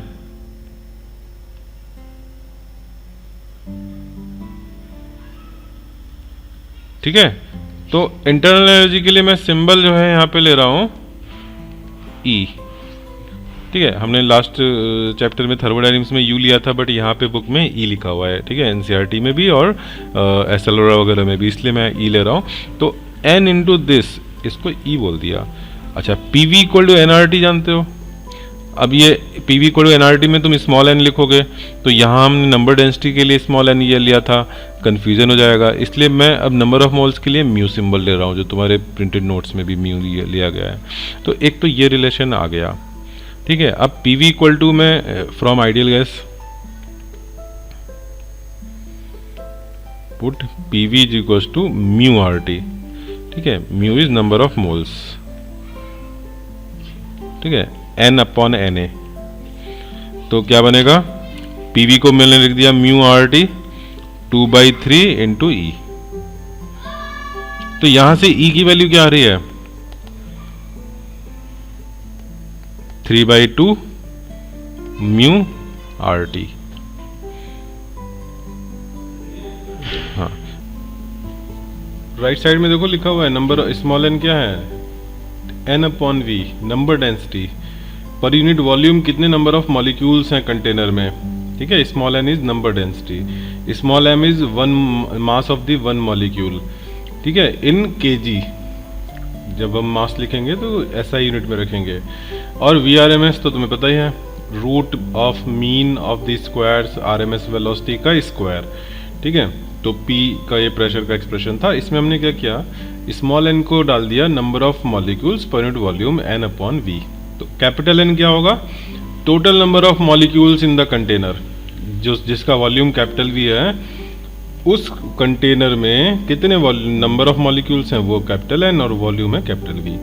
अब ये कैपिटल वी वॉल्यूम जो कंटेनर का है उसको हम लेके लेफ्ट साइड में प्रेशर के साथ मल्टीप्लाई कर दिया, पीवी हो गया, इज इक्वल टू यहाँ पे क्या बचा, M N upon 3 V R M S square, ठीक। यहाँ पर फिर इसको मैंने थोड़ा रीअरेंज किया, ठीक है। ये देखो ये क्या है, काइनेटिक इंटरप्रिटेशन ऑफ टेम्परेचर जो हमारा टॉपिक है। तो हम टेम्परेचर को रिलेट कर रहे हैं काइनेटिक एनर्जी से, ठीक है। तो काइनेटिक एनर्जी के लिए mass of molecule V R M S हमारा उसका एवरेज हो जाएगा, वी स्क्वायर का एवरेज हो जाएगा, उसमें हाफ कर दिया तो ये हमारी एवरेज काइनेटिक एनर्जी हो जाएगी एक मॉलिक्यूल की, ठीक है। हर मॉलिक्यूल अपनी अपनी अलग अलग काइनेटिक एनर्जी से मूव कर रहा है, लेकिन ये एवरेज वैल्यू हो जाएगी, ठीक है। 2/3n into average of one molecule, और n से मल्टीप्लाई कर दिया तो क्या हो जाएगा, कैपिटल N से मल्टीप्लाई कर दिया तो क्या हो जाएगा, जल्दी से बताओ।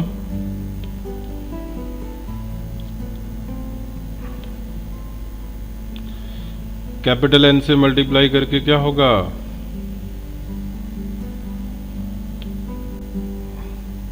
Kinetic energy of all the molecules, kinetic energy of all the molecules, ठीक।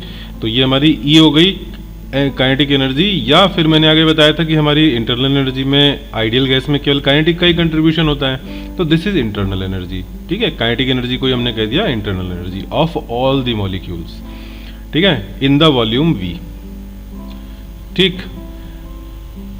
फिर पीवी को हमने क्या कहा, आइडियल गैस इक्वेशन से PV equal to mu R T लिख दिया। हम यहाँ पर नंबर ऑफ मोल्स को म्यू से शो कर रहे हैं, अदरवाइज वो स्मॉल एन सिंबल्स क्लैश हो जाएंगे।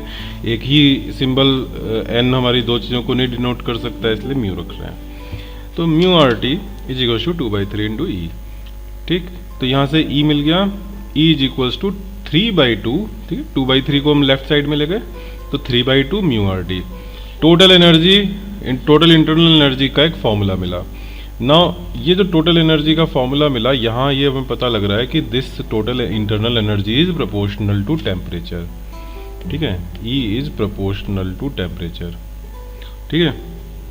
तो यही जो चीज़ है, this is the kinetic interpretation of temperature, कि टेम्परेचर हमारा due to kinetic energy of the molecule है, ठीक है। इसको हम थोड़ा सा और अभी प्रोसेस करेंगे, इतना सब लोगों का लिखा ही होगा, ये तो पिछली बार लिख लिया होगा, ठीक है। अब इसके आगे ज़रा एक चीज़ और करते हैं। ये तो हमारी टोटल एनर्जी है, इसके आगे बताओ, अगर मुझे ये this E is total internal, ठीक है, that is kinetic energy of all the molecules in the container, ठीक है। अच्छा, मुझे चाहिए एनर्जी पर मोल ऑफ द गैस, तो क्या करना होगा, E अपॉन म्यू करना होगा। एनर्जी पर मोल तो नंबर ऑफ मोल से डिवाइड कर दोगे तो क्या आ जाएगा, 3/2 RT आ जाएगा, ठीक है। एक ये हो गया। अच्छा, अब मुझे चाहिए energy per molecule, kinetic energy, ठीक है, के पर मॉलिक्यूल, वो कैसे आएगा जरा बताओ। पर मॉलिक्यूल, पर मोल का तो आ गया, एक मोल में कितने मॉलिक्यूल, 1 मोल में कितने मॉलिक्यूल्स,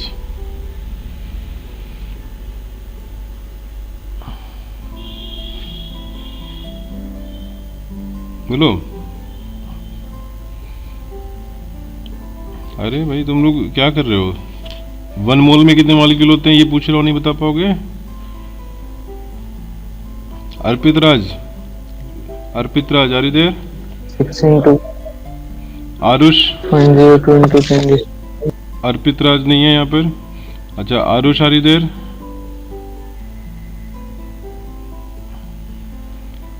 आरुष भी नहीं है। अनीश? अनिकेत?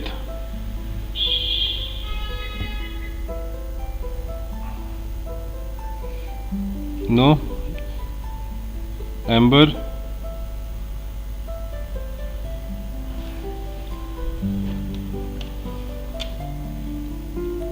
देखो ऑनलाइन क्लासेस का नाम इसलिए बदनाम होता है, अब बच्चे क्लास में बैठेंगे नहीं तो क्या होगा? हाँ तो मैं बताऊं? नहीं, अभी जरा देखते हैं कौन कौन रिप्लाई नहीं कर रहा है। अर्पित तो तुम जरा माइक पे बोलो ना भाई। हाँ अनीश, चलो अनीश तुम भी टाइप करके ही दे रहे हो। तुम लोग के माइक को क्या हो गया है? रिप्लाई नहीं करोगे तो फिर कैसे बात चले आगे बढ़ेगी?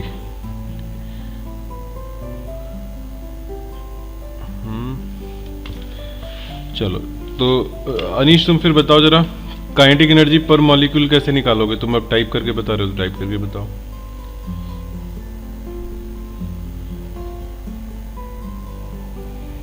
तुम्हें पर मोल एनर्जी पता है तो पर मॉलिक्यूल कैसे आएगी? एंड अनिकेत तुम्हारा भी माइक खराब हो गया क्या?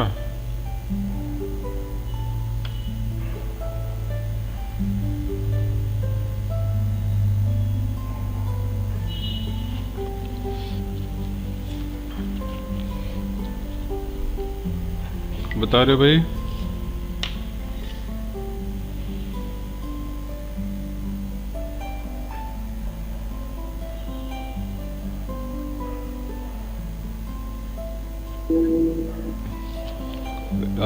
एम्बर, अनीश, आरुष, अनिकेत, कोई जना रिप्लाई करेगा मुझे? काइनेटिक एनर्जी पर मॉलिक्यूल कैसे आएगा?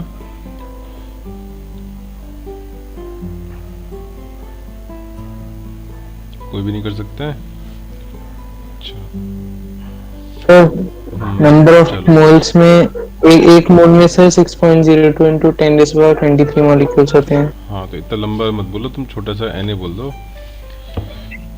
Divided by N. सर इसको सिर्फ डिवाइड करना होगा सर।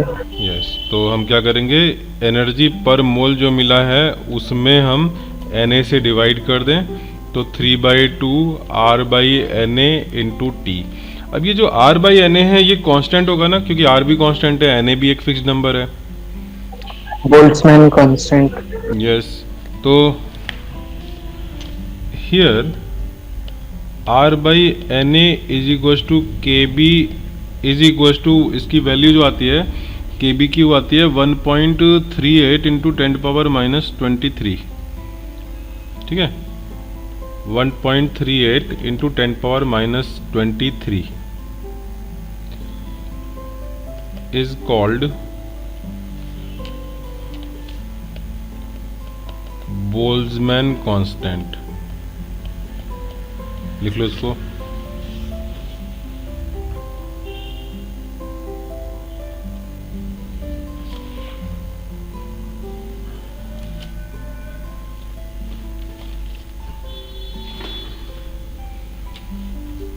अच्छा, तो यहाँ पे देखो, तो क्या कंक्लूजन हुआ?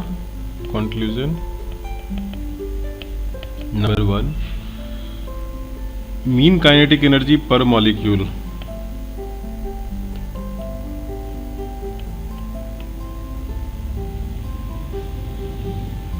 is equals to 3/2 kBt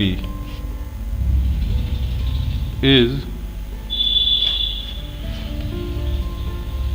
proportional to absolute temperature। ठीक है, एब्सोल्यूट मतलब temperature in kelvin.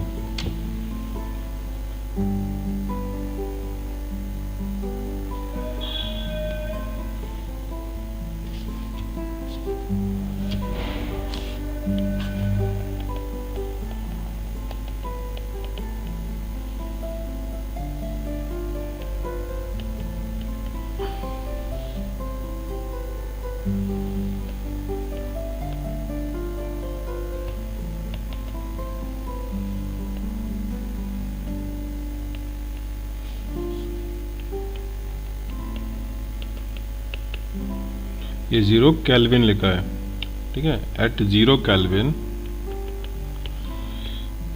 E is equals to 0।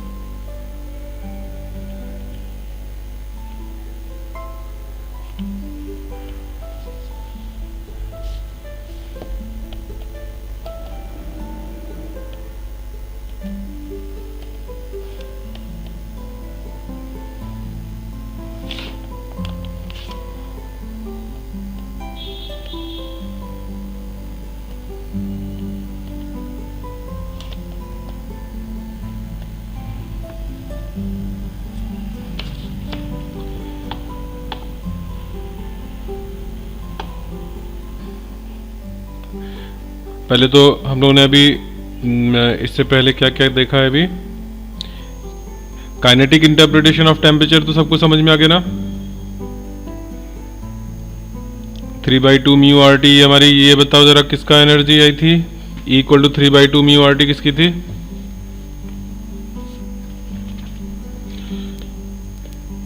ये टोटल थी, पर मोल थी, पर मॉलिक्यूल थी? बोलो। टोटल, ठीक है। फिर म्यू से डिवाइड कर दिया, 3/2 आर टी आ गई। जब आर होता है, हमेशा ध्यान रखना फॉर्मूले में अगर आर है तो ये मोल के लेवल की चीज है, ठीक है।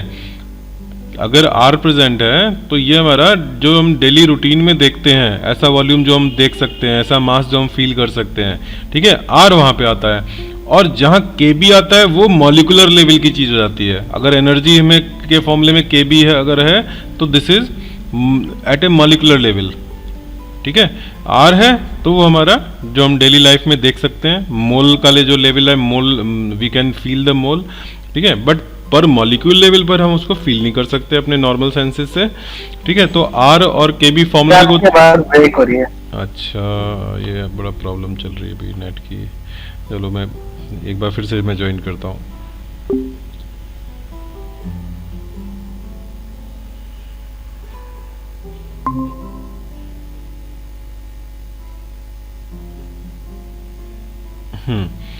ठीक है। तो ये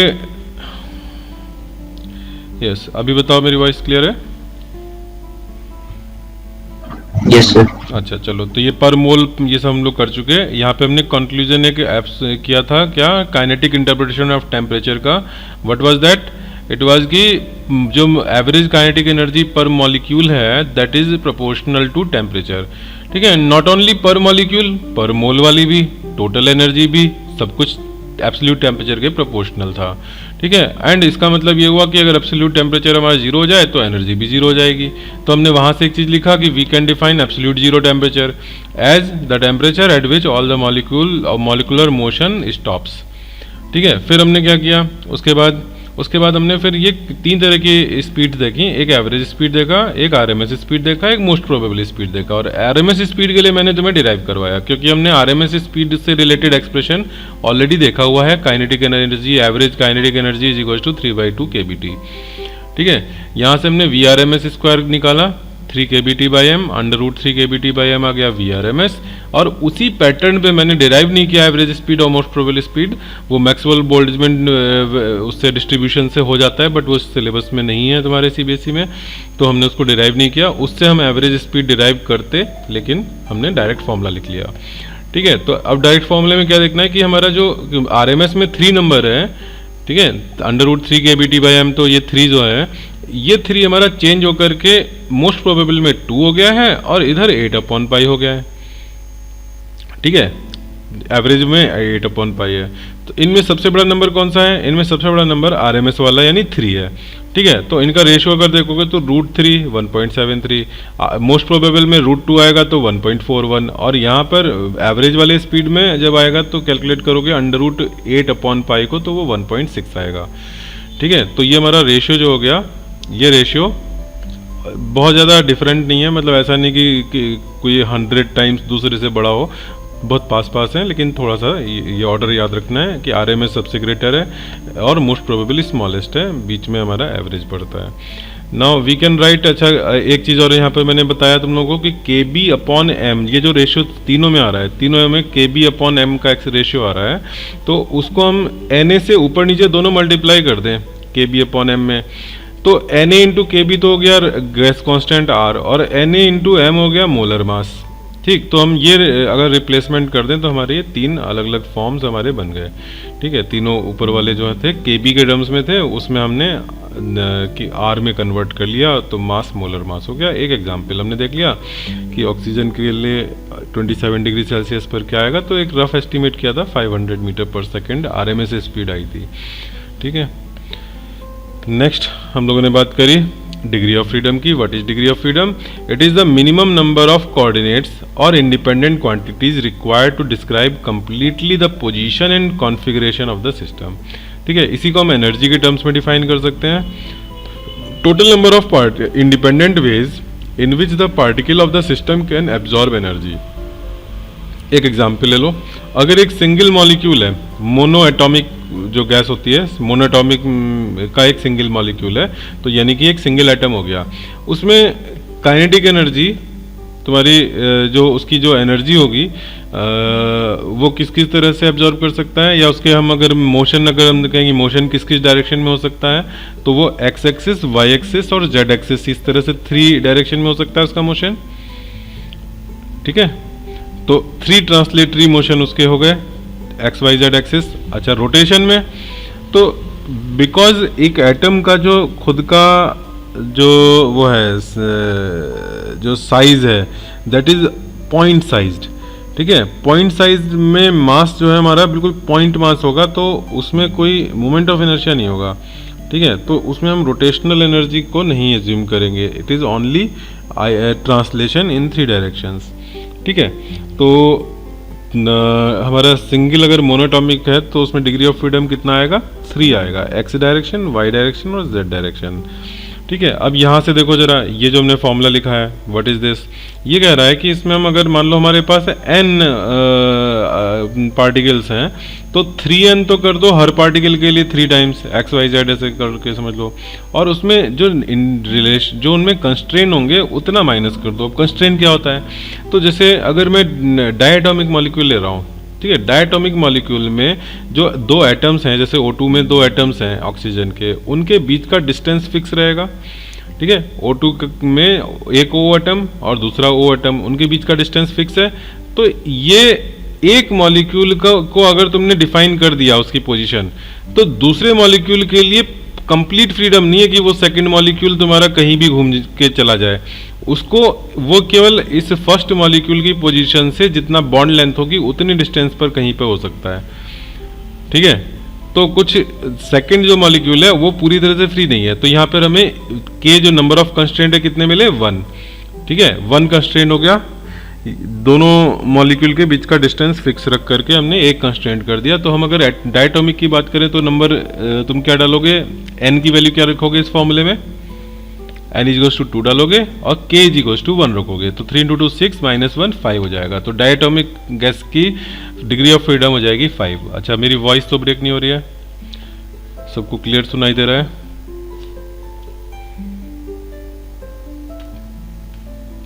यस सर, अभी तो क्लियर है।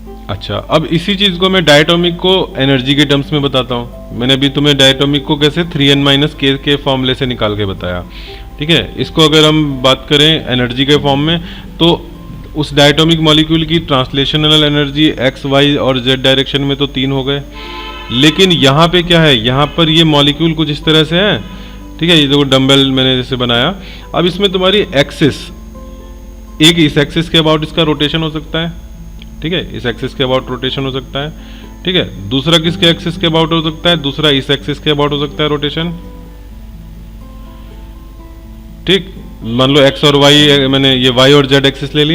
एक्स एक्सिस जो है वो हमारी उस जो मॉलिक्यूल की एक्सिस है उसके अबाउट है। मान लो ये हमारी एक्स एक्सिस है, this is your x axis. ठीक, मैंने 2 एक्सिस वाई और जेड के अबाउट रोटेशन ले लिया, लेकिन एक्स एक्सिस के अबाउट जब रोटेशन की बात करोगे, जब ऐसा रोटेशन करोगे तो उसमें मोमेंट ऑफ इनर्शिया 0 हो जाएगा। कोई बता सकता है क्यों? क्योंकि जो मॉलिक्यूल्स हैं वो पॉइंट साइज पार्टिकल हैं और एक्सिस से दोनों मॉलिक्यूल का डिस्टेंस 0 है। ठीक है, तुम लोगों को दिख रहा है ना जो मैं बना रहा हूँ, बिल्कुल क्लियरली समझ में आ रहा है। मैंने एक्स एक्सिस जो दिखाई, जिस पे एक्स लिखा है मैंने, उसका, उस एक्सिस का मॉलिक्यूल्स से डिस्टेंस क्या है? 0 है। ठीक है, ये बात समझ में आई थी? मैं एक बार अब इसको डायग्राम को प्रॉपर्ली बना के दिखाता हूँ। ये है एक्सिस हमारी, ये और ये मान लो कि हमारी एक्स वाई और जेड है। ठीक है, एक्स वाली एक्सिस में ये बना रहा हूँ। एक्स एक्सिस तो हमारी मॉलिक्यूल से पास कर रही है ना, तो मॉलिक्यूल्स का एक्सिस के अबाउट मोमेंट ऑफ इनर्शिया 0 है। लेकिन जेड एक्सिस के अबाउट मोमेंट ऑफ इनर्शिया 0 नहीं है। क्यों? क्योंकि इस मॉलिक्यूल का कुछ डिस्टेंस है जेड एक्सिस से। सिमिलरली वाई एक्सिस से भी डिस्टेंस है। ठीक है,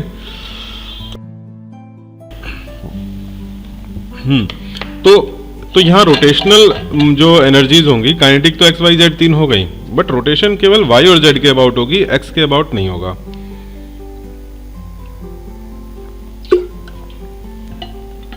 चलो, तो यहाँ पे कितनी डिग्री ऑफ फ्रीडम है? 5 है। उनको हम एनर्जी के टर्म्स में भी हमने देख लिया। ठीक है, अच्छा, अब इसमें एक और बात है कि अगर मान लो अगर हम टेम्परेचर बहुत हाई कर दें, ठीक है, तो रोटेशन के साथ साथ इसमें वाइब्रेशनल एनर्जीज भी आ जाती है। ठीक है, तो 1 डिग्री वहाँ पर 1 degree of freedom of vibrational motion वहाँ पर इस एक उसका वाइब्रेशन में काइनेटिक और एक पोटेंशियल, 2 तरह की उसमें वाइब्रेशन में काइनेटिक वो एनर्जी के टर्म्स आ जाएंगे। तो टोटल हमारा 2 और इंक्रीज हो जाएगा। तो वो हमारा इस फॉर्मूले से नहीं पता लग रहा, 3n - k। ठीक है, तो इस तरह से हमें 3n - k वाला फॉर्मूला एक रफ तो एस्टिमेट तो देता है, बट बाकी हमें डिटेल में देखना पड़ता है कि उस सिचुएशन में कौन से एनर्जीज हमारी रोल में आ रही हैं। ठीक है, तो एट यूजुअल रूम टेम्परेचर कितने होंगे? Degree of freedom 5, and high temperature पर वो हो जाएंगे 7। ठीक है, तो अब जरा मैं तुम लोगों को टेबल बना करके ये सारा लिखवा रहा हूँ।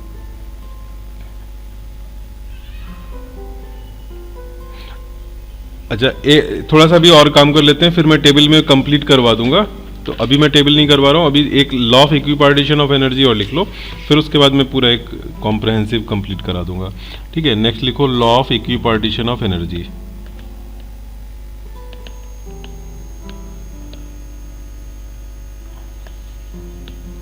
Now what is this?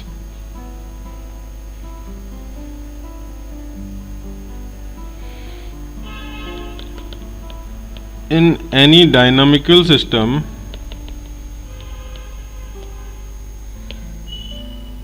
in thermal equilibrium,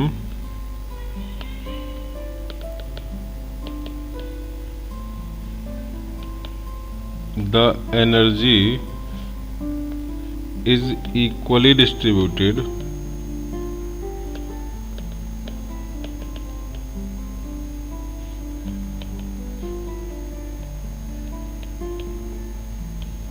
amongst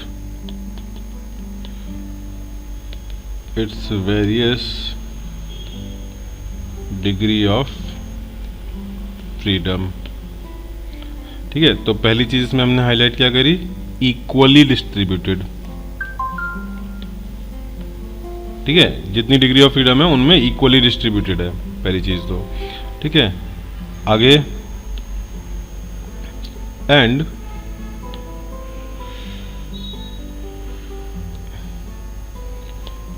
the energy associated with each degree of freedom is half kBT।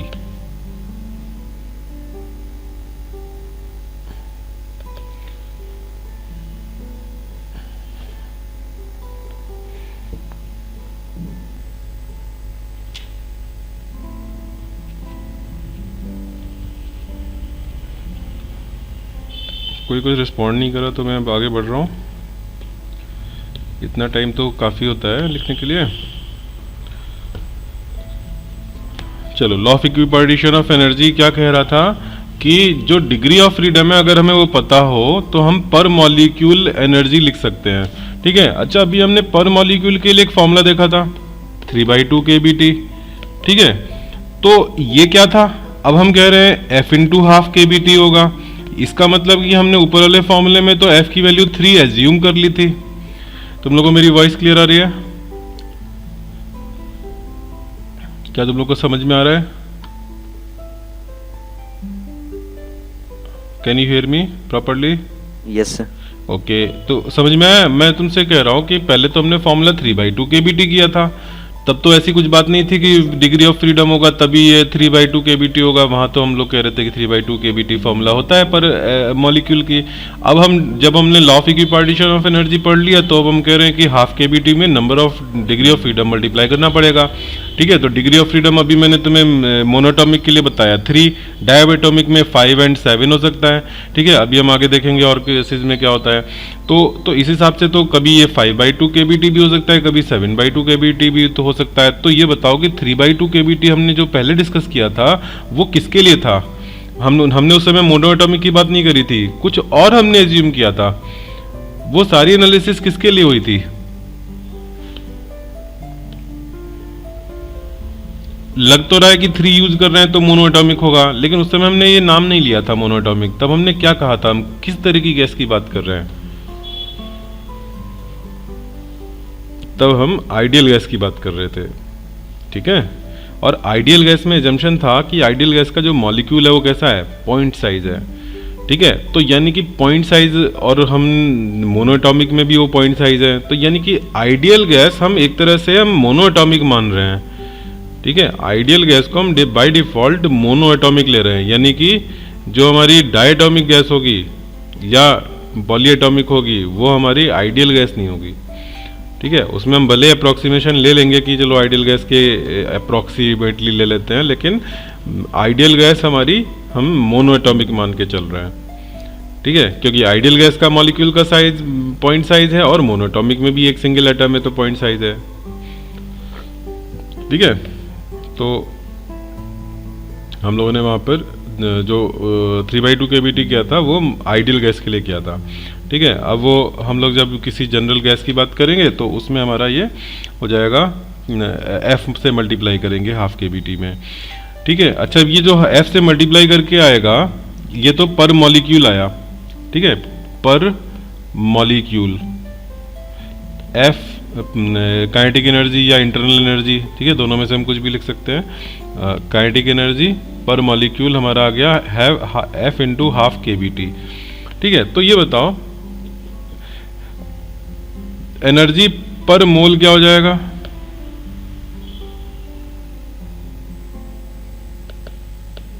पर मोल क्या हो जाएगा? इस पर मॉलिक्यूल में हम क्या करें तो मुझे पर मोल मिल जाएगी?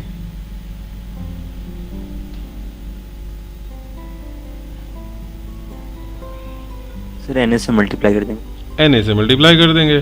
ठीक है, तो Na into this F/2 KBT। ठीक है, ये हो गया हमारा टोटल एनर्जी U पर मोल। ठीक है, अगर मुझे एनर्जी ऑफ म्यू मोल्स चाहिए तब क्या करेंगे? तब म्यू से मल्टीप्लाई कर देंगे।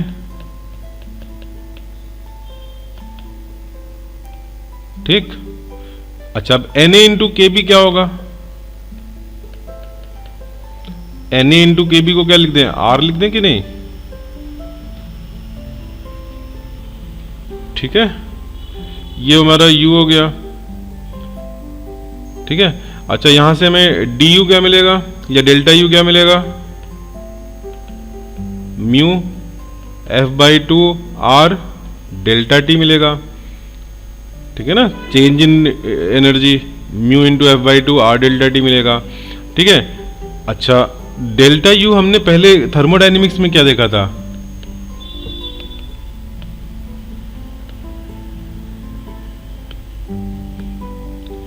We have seen energy delta U is equal to, बताओ एक जनरल फॉर्मूला डिराइव हुआ था जो कि कोई भी प्रोसेस हो उसमें सेम रहता है।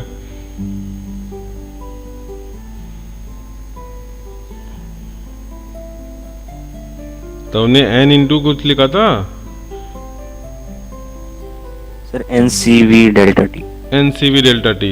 ठीक है, n यहाँ पर हमारा क्या हो गया है? म्यू हो गया है। ठीक है, इसको हम म्यू कर देते हैं, इस चैप्टर में सब म्यू चल रहा है तो ठीक है। Number of moles mu C V delta T, compare करके बताओ जरा, इक्वेशन नंबर ए और बी में कंपेयर करो तो सी वी क्या आएगा,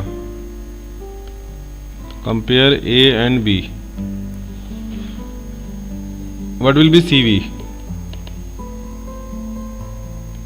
एफ बाई 2 आर, म्यू और डेल्टा टी तो दोनों में है, म्यू एंड डेल्टा टी तो दोनों में है, ठीक है। ये म्यू और डेल्टा टी कंपेयर तो सी वी क्या हो जाएगा, C V will be F by 2 into R, ठीक है। तो सी वी हो गया एफ बाई 2 आर, तो सी पी क्या होगा, सी पी होगा C V plus R, which will be, R add करोगे तो F by 2 plus 1 into R हो जाएगा, ठीक है। और फिर गामा क्या होगा, C P by C V, तो F plus 2 by 2 upon F by 2, LCM ले लिया है तो एफ प्लस 2 बाई 2 हो गया है, और आर आर कैंसिल हो गया, तो ये क्या हो जाएगा, एफ प्लस 2 अपॉन एफ हो जाएगा, विच will B 1 plus 2 by F, ठीक है। तो ये हम लोग फॉर्मूले यूज़ करेंगे अभी, अब जब मैं टेबल बनाऊंगा मोनोटॉमिक डायटोमिक वगैरह के लिए तो ये यूज़ करेंगे, ठीक है। अब आगे इतना कर लो, जल्दी से नोट कर लो ये पूरा, फिर हम लोग टेबल बनाएंगे, वहाँ पर ये सारा लिखेंगे। अब ऑलमोस्ट ये चैप्टर फिनिशिंग पर ही है, नेक्स्ट क्लास में फिनिश हो जाएगा कल।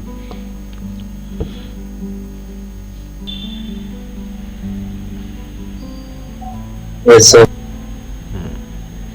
ठीक,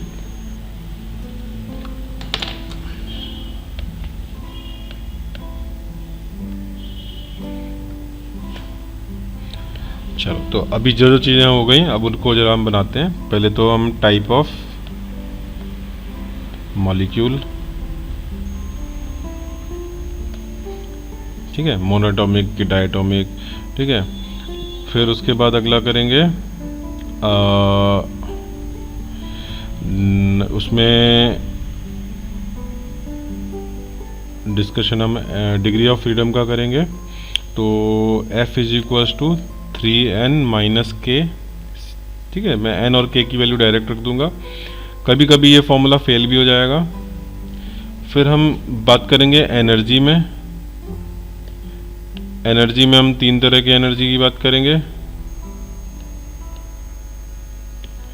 ट्रांसलेशनल, रोटेशनल, वाइब्रेशनल, ठीक है।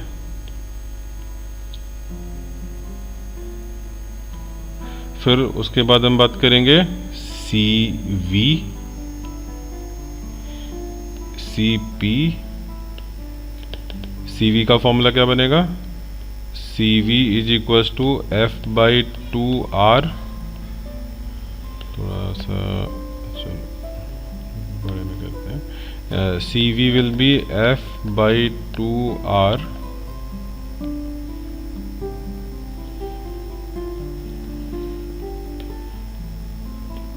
Cp will be Cv plus R, which will be F plus 2 upon 2 into R, and last gamma Cp by Cv, which will be 1 plus मतलब F plus 2 by F, that is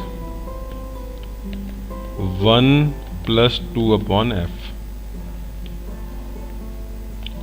ठीक है। ये हमको सारा कुछ discuss करना है। तो पहले type of molecule, number 1 mono atomic, ठीक है। Ideal gas is assumed to be monatomic, ये भी मैंने तुम्हें समझाया था। तो कभी भी आइडियल गैस बोला जा रहा है या कुछ मेंशन नहीं है तो मोनोटॉमिक ले लो, ठीक है।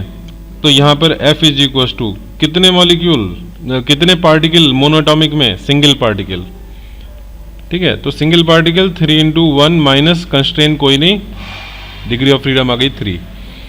कितनी ट्रांसलेशनल 3, रोटेशनल 0, वाइब्रेशनल 0, ठीक है। CV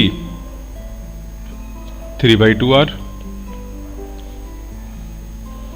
Cp वैल्यू पुट कर दो F की, या R ऐड कर दो, 3/2 में R ऐड कर दोगे तो 5/2 R हो जाएगा, और ये Cp/Cv 5/3 which is 1.67।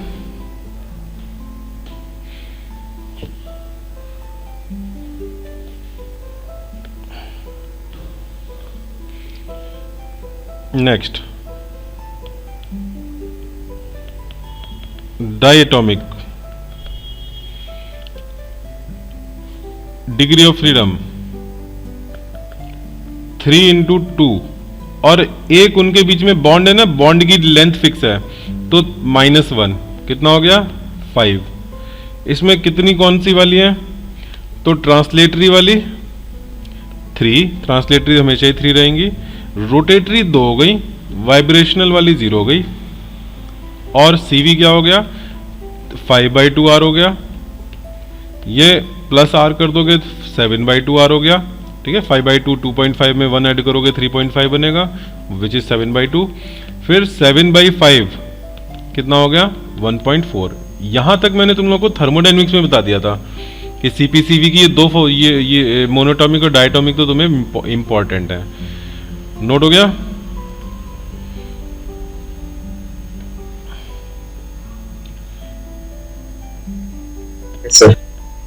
Exception 1, diatomic में एक्सेप्शन 1, एट हाई टेम्परेचर, ठीक है, कितना हाई, रफली 1000 डिग्री के आसपास हाई, 5000 केल्विन, ठीक है, 5000 केल्विन। अगर मेंशन है क्वेश्चन में हाई टेम्परेचर तो तुम मान लेना कि वो इसी हाई की बात कर रहे हैं, ठीक है। ऐसा हाई है तो उसमें क्या होता है कि अब मैं फॉर्मूले को यहाँ पे नहीं लिख रहा, फॉर्मूला फेल हो गया। अब इसमें हमारी वाइब्रेशनल, वहाँ पे वाइब्रेशन इतनी ज़्यादा हो गई कि वो हमारी ट्रांसलेटरी और रोटेशनल से compete करने लग गई, ठीक है। तो 3 ट्रांसलेटरी, 2 रोटेशनल एंड वाइब्रेशनल में 2 क्यों, एक काइनेटिक और एक पोटेंशियल, ठीक है। वाइब्रेशन में काइनेटिक एनर्जी और पोटेंशियल एनर्जी दोनों की एक, ठीक है, 1 काइनेटिक 1 पोटेंशियल, तो वो 2 हो गई। तो ये हो गया 7/2 R, तो यहां पर हमारा F हो गया 7, इधर लिख लो F = 7 बट विदाउट फॉर्मूला, ठीक है, 7/2 R, और फिर 1 ऐड करोगे तो 9/2 R हो जाएगा, और रेशियो लोगे तो 9/7 हो जाएगा।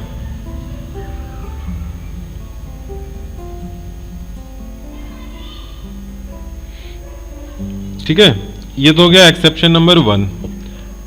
एक्सेप्शन नंबर 2, कुछ मॉलिक्यूल होते हैं जो कि मॉडरेट टेम्परेचर में भी उसमें वाइब्रेशनल मोड एक्टिव होती है, ठीक है। तो उसमें एक एग्जांपल जो है इंपॉर्टेंट जो याद रखना है वो है CO, कार्बन मोनोऑक्साइड, ठीक है। CO even at room temperature has active vibrational mode, ठीक है। तो इसमें फिर क्या होगा, यही सारी चीज रिपीट हो जाएगी इवन रूम टेम्परेचर, ठीक है। CO means carbon monoxide, even at room temperature, ये डाटा यूज हो रहा है। तो डायटोमिक कुछ मेंशन नहीं है, पहली वाली रो में जो लिखा है वो यूज करना है डायटोमिक का, ठीक है। Diatomic at room temperature first row use करना है, diatomic at high temperature second exception number 1 use करना है, और कार्बन मोनोऑक्साइड है तो कोई भी टेम्परेचर हो, चाहे हाई टेम्परेचर हो या रूम टेम्परेचर हो, तुम्हें एक्सेप्शन वाला ही यूज करना है।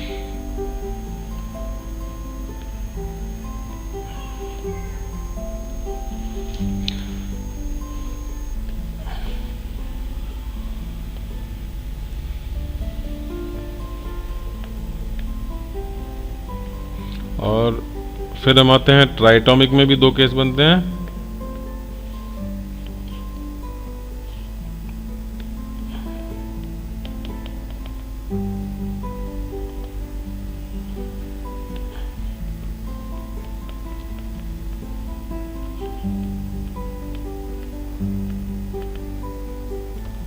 लीनियर नॉन लीनियर, अच्छा यहां पर बताओ लीनियर में ट्राइटोमिक में 3 हो गए number of atoms, minus constraint कितना होगा, ऐसे है ट्राइटोमिक लीनियर। लीनियर का एग्जांपल तुम्हें पता है, ऑर्गेनिक में या केमिकल बॉन्डिंग में मैम ने पढ़ा है तुम लोगों को? कौन सा होता है लीनियर पॉली ये ट्राइटोमिक में?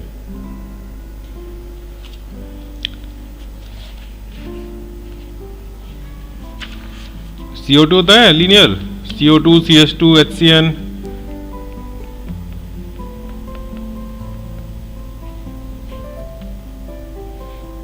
ठीक है, स्ट्रेट लाइन में। अब यहाँ पे कंस्ट्रेन कितने होंगे? एक ये डिस्टेंस फिक्स है R1, एक ये डिस्टेंस फिक्स है R2, और तीसरा ये डिस्टेंस फिक्स कहोगे क्या? Small r। ये R1 और R2 ये तीन डिस्टेंस इंडिपेंडेंटली फिक्स्ड है कि कोई डिस्टेंस दूसरों पे डिपेंड कर रहा है? R जो है वो R1 और R2 पे डिपेंड कर रहा है। तो इंडिपेंडेंट कितने हैं? ओनली 2 हैं। तो यहां से कितना आया? 9 - 2 7 आया। ठीक है, नॉन लीनियर जो होंगे, नॉन लीनियर में जैसे H2O SO2, इसमें क्या होगा? Degree of freedom 3 × 3। Non linear में ये ऐसे हो गया, तो ये एक R1 डिस्टेंस, एक R2 डिस्टेंस, R3 डिस्टेंस, तीनों इंडिपेंडेंट हैं, तो -3 हो गया यहां पर।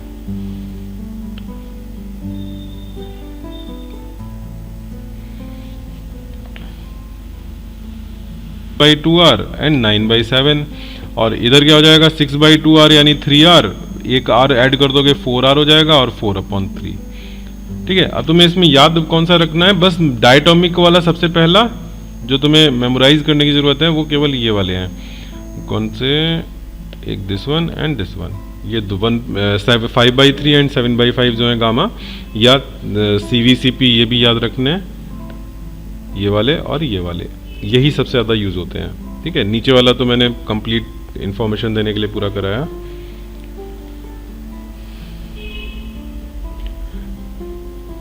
चलो क्लास सर? को, हाँ बोलो।